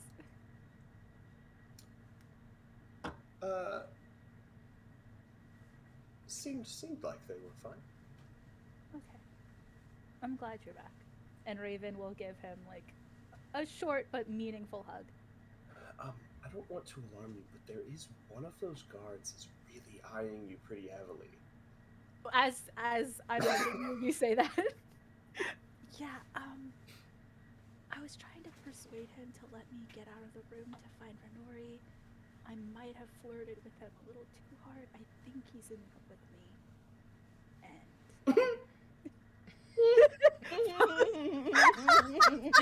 And Faustus hides the laugh like that. Nice. Raven will burst out into laughter then. He'll just like kind of like shove him away, like in that playful way. Mm-hmm. And then she'll be like, "Oh my god, you're the fucking worst sometimes." And we'll go and like they'll probably all gather in like Yeah. a So small group. you all like sort of coalesce once again at the back corner of the room, as it affords you, I guess, some privacy in a situation where you're being monitored.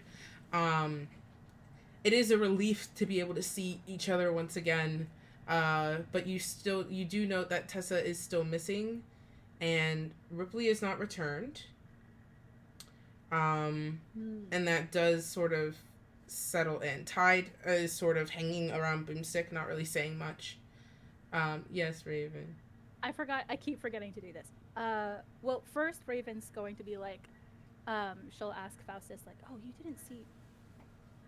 Where the fuck is Tessa?" Okay, that's actually kind of an interesting story. So Well, many the thing pigeons. is that Raven notices that Tessa's not there. This is like kind of a pigeon. You know when you look at a bird and you're like, you could be a pigeon. This is Yeah, a dove. like a small Is it a- seagull. It's Yes. like Is a it a gray metagaming small pigeon bird. or is it a plot device? It's hard to say. Yeah, you know. Well, Ripley's father took her to explain some details from her past and to see her brother. And oddly enough, Tessa was there. She was just In standing there? Oh, Sort of more there than standing there. okay. Raven also Raven is just like laughing at his antics. And then she'll be like looking over like the notes about what was going on in John's room.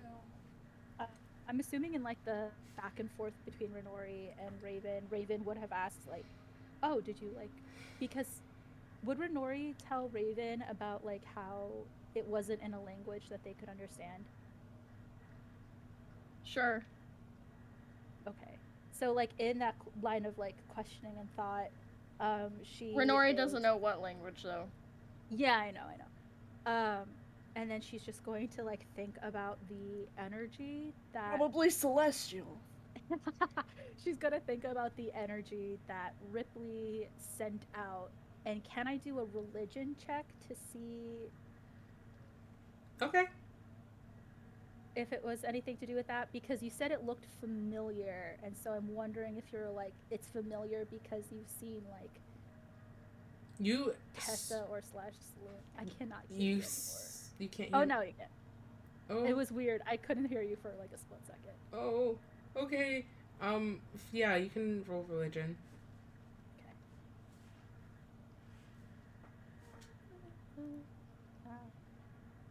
A 19. Okay.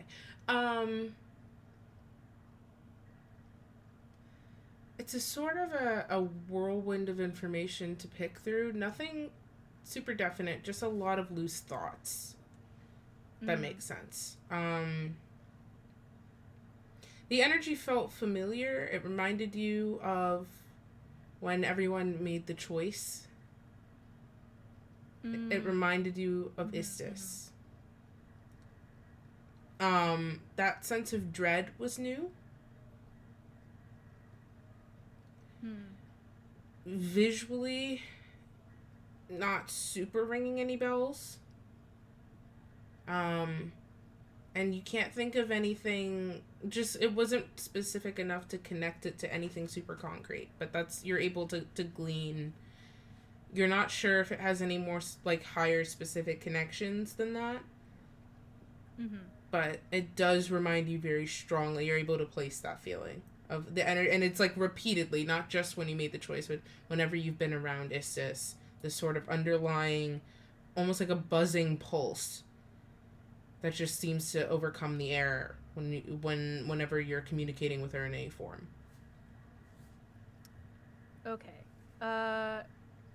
Yeah, you kind of see Raven with her notebook completely like laid flat on the ground, and she's like sit crisscross like just with it in front of her, and she's like trying to rack her brain about like what's going on with Ripley.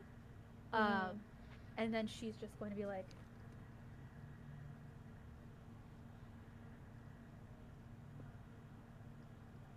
fuck it. Alcis, did you hear any explanation as to how Ripley did what she did with Renori? An They have a extremely detailed feeling. explanation that really explains all of it, if you'd like to hear.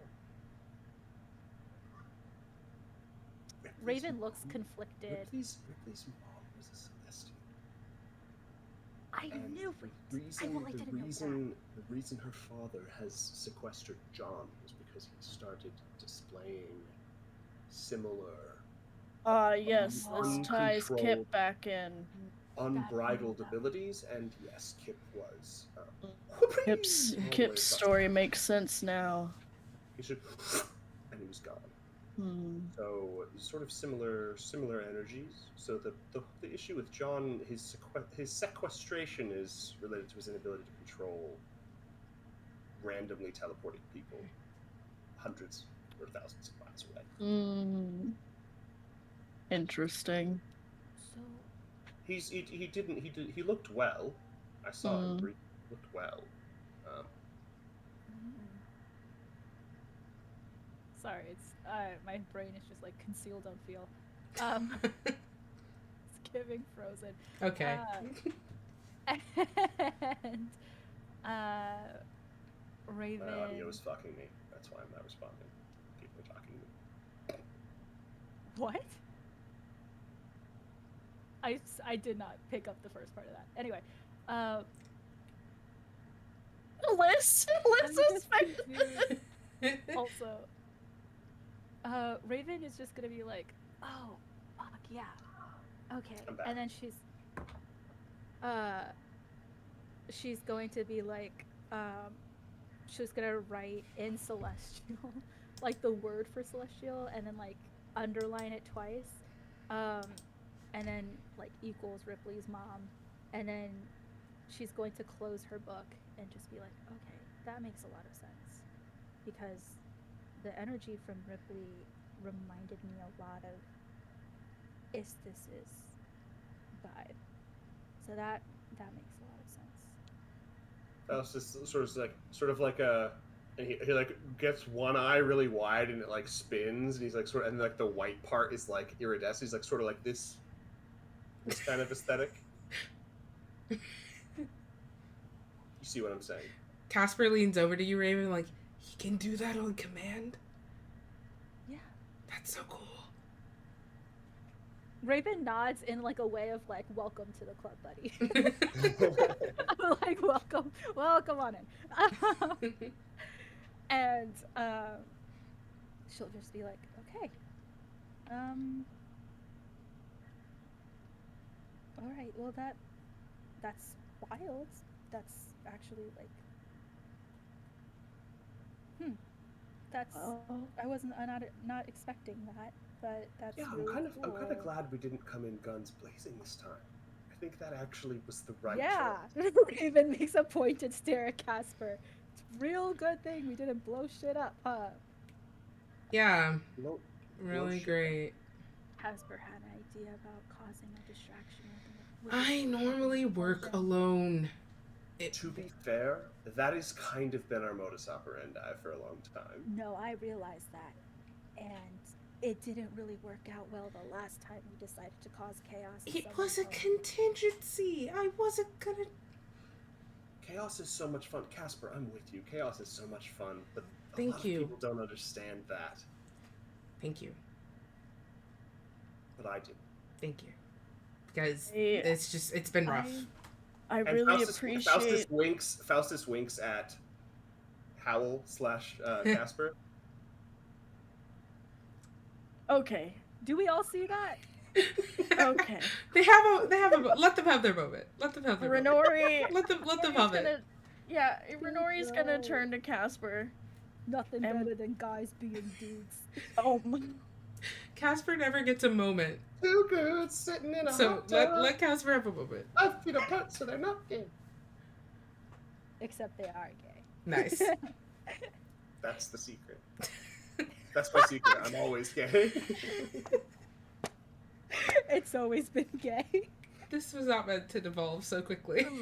Maybe. Yeah, Renori. Fucking Christ.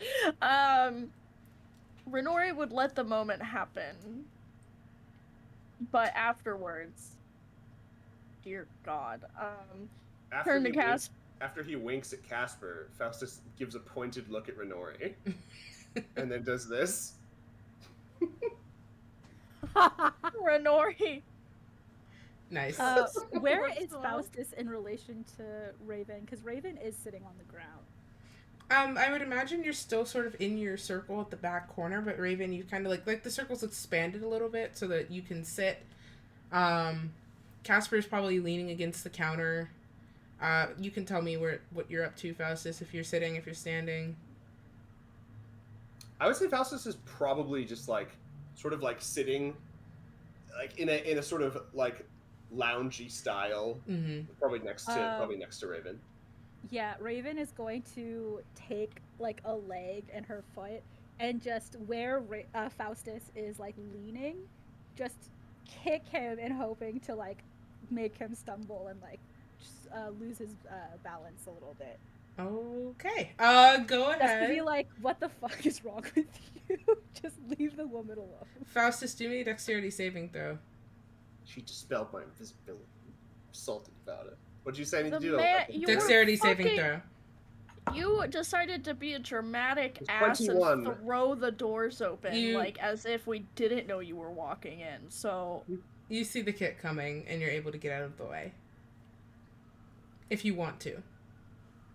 I think Faustus would let Raven kick his support out from under him, and then just sort of roll out of it back into like another position. Back into the same one, just a little bit farther away. Just a little tumbler. Yeah. Raven closes her eyes, shakes her head, and will make a glance to see what the vibe of the guard who fell in love with her is, because she's like trying not to have him angry at her. yikes. Roll me insight. That is 17 plus 8. Yes. So you catch this little moment, as you kind of turn to observe. Nope, it's fine. Don't say numbers at me at this hour. No more numbers. She's still counting. No, it is a 25. I was right. Okay, sorry. I'm so proud of you. I'm so proud of you. 18, 19, 20, 21. The guard, you catch this small moment where the guard, his wingman buddy, just kind of gives him like a supportive pat on the shoulder, and the guard is just sort of like, every once in a while looks in the direction of the group, but just sort of tries to keep his eyes ahead instead, and just like a little bit, something a little bit sullen to his posture. Well, since that's not my problem, Renori's gonna. While Faustus and Raven are having their little bickering moment post wink, Renori will turn to Casper and. Sorry, I'm just thinking about this poor guard, man. Yeah. She'll turn This to is Casper. what happens. People have feelings. I know. Damn it. Thought we learned this for the coronation. We didn't learn this for the coronation. People have feelings. Raven learned in terms of let's not blow shit up, but then she hasn't learned in like that. Small fires are still fires. Yeah. She'll shrug and say, well, we now have more context, and I'm less worried, but waiting is really boring. Do you want to make out? I'm sorry, this is the DM. He's probably more normal about this. I'm just like... He's probably more so used to it by now because Renori would be real horny on me. Listen, if Bo and Yasha can make out in the middle of a freaking high stakes mission while everyone else is running around, Renori can make out with Casper, is all I'm saying. Or try to, at least. Casper does Worth a shot. kind of... He's like somewhat leaning on the counter. He does kind of pull himself up to sit on it. And sort of turns, because there's like an end to this countertop, right? So he turns, so he's like kind of facing the end of it, and then it's just like a little ways more away from the group, but not like super away, and kind of like pulls you a little bit closer. And goes, yeah, just pass the time, you know. It also would be really funny to annoy everyone else. This is true. Gaze kind of goes down to your lips for a second. Renori just does that. He leans in, so he's very close but not quite there, and just goes, you know what? Wait, are they leaning for a kiss? Are they leaning for a kiss? Just Why, the pigeon? Scale balancing. The scale balancing came in. Yes. She looked at Faustus and did the scale balancing, and as they go in for a kiss, mage hand right between their mouths. Okay. Okay. All right. I'm noting that. Just give me a second. He leans in, but not quite like close enough yet, but just leans in just enough. You've got me there. Come on, come here. I thought so. You lean in to kiss Casper, and you are met with an invisible force that is not Casper's mouth. Renori just at Faustus immediately. Casper just sighs, tries to like go around it. Are you moving it, or is it just the one time, Faustus? It vanishes after the first time. Okay. He's able to Renori goes in Okay. hard. Okay. You make out. There's no DC for this. You know? Like, Roll to make out with your boyfriend. yeah, you make out with Imagine. your boyfriend. That's for a dating sim homebrew. Right. Yeah, Yeah, that's that. Hold on, I'm jotting that down for no reason. Uh-huh. Are you creating a dating sim? Well, maybe would. now. Maybe. Are we not already playing a dating sim, homebrew? Yes, we are. I mean, We are. Well, We are. It just says plot. Yeah. This is a dating sim with plot. It's the best. It's the best kind of dating sim. This is true. I mean, More buy-in, Pixel more Dungeon buy-in. was a roguelike with a plot, and that was also about dating weapons. You just said so many words at me that don't connect whatsoever. Mm-hmm. Never mind. Okay. Okay. And so Renori, yeah, you and Casper Just passing the are time. passing the time. Faustus and Raven, is there anything you'd like to do really quick? Not like that had implications. That's not what I meant. I would have said sort of like- I would have made it I worse. think you want to do quick, something like a quickie, like something quick. Trust me, if Raven is having sex for the first time in this campaign, it would not be a quick thing. Anyway. And But, probably not in front of everyone else. Also, no. That would be Renori. ridiculous. Sorry. What? What? No, don't worry about it. I think that if anything, what Raven is doing is looking through like the notes about I guess the notes where it has to pertain with her nightmares and like different ideas and like threads of thought where she has, and she looks very concerned. Like, I don't think she's doing a good job at hiding that part. She looks slightly anxious. And that's what she's doing while waiting. And like occasionally she'll get like a small idea and like write it down. Sometimes she's like, no, that wouldn't be it, and like she'll cross it out. But that's what she's doing. Okay. And Faustus, is there anything else you'd like to get up to?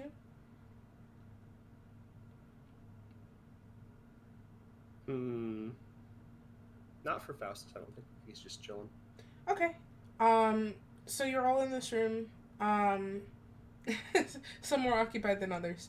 But you... Just the wet sound of mouths in this room. I would imagine it's less... Nori said that she went in, and I don't... Like, what... That's true. I was imagining it less like teenagers under the bleachers. Okay, well, it probably chilled out after, like, the initial, like... 10 minutes. Okay.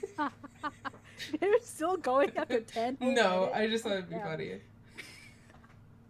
funny. Okay, so Rahorny. with some of us more occupied than others, there's a sort of, I don't want to say comfortable, but a relative silence that settles over the room. Nope.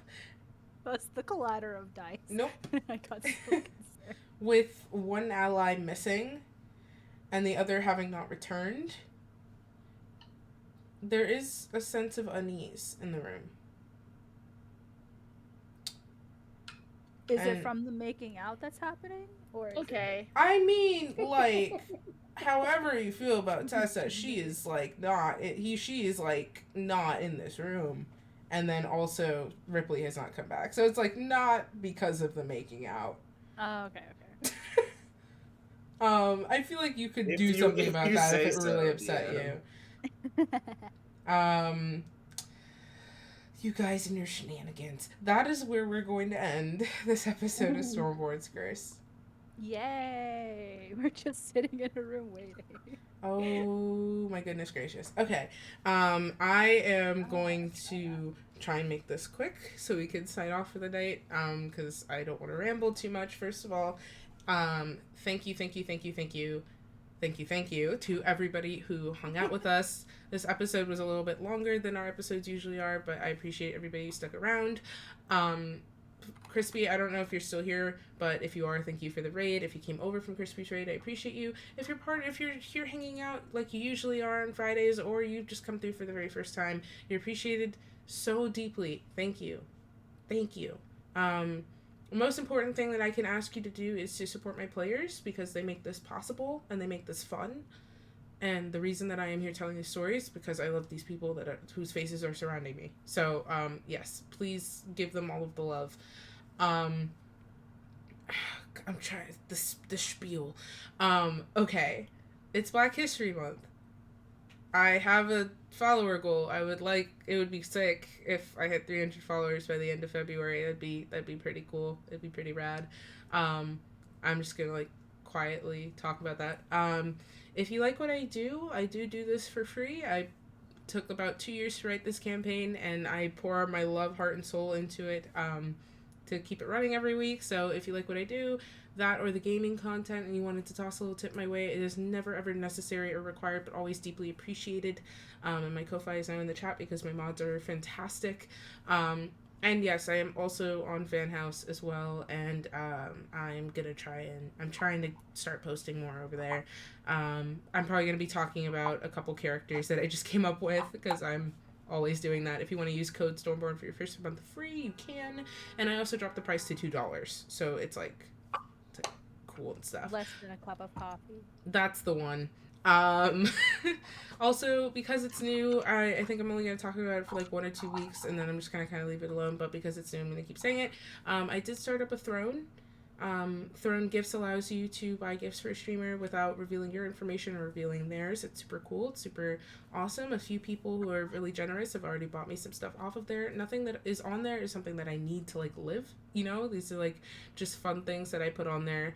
And if you're feeling particularly generous and you wanted to do something like buy something off of there, you absolutely could, but it is never ever required. I don't want to like imply this is transactional. I just like vibing here. Kristen, can I say the thing, or are we waiting? You're giving me the eyebrows of confusion. Okay, I will wait. Okay. I thought about all the things it could possibly be, and whatever one of those are, it's still waiting. Okay, so sick. we have to wait. Sick. Speaking On of all of Kristen, them. that's fair. Speaking of Kristen, you should check out Kristen, because Kristen has started streaming, and we're trying to get Kristen to affiliate, and Kristen is fantastic. And we love Kristen very, very, very, very much. So, yes. I think that was all of the things I had to say. I feel like there's definitely something I forgot, but like it's fine. Oh, the VODs. Just because we had a lot of new people come in today, if you like today's episode and you want to start with us from the beginning, yes, there are a few episodes and they are all about this length. They're a little bit shorter, but if you did want to join us on our journey from the beginning, all of the episodes are over on the YouTube, and this one will be going up very soon as well. So you could skip around if you wanted to, or start from the beginning, or just start from here. Also, all of our voices in 2x speed is weirdly entertaining. This is true, and there are a lot of Amazing. Oh my shenanigans. god, you just gave me something new to do. I say now, because I have watched. It's our very VODs many amusing. times. I'm so Yep. excited.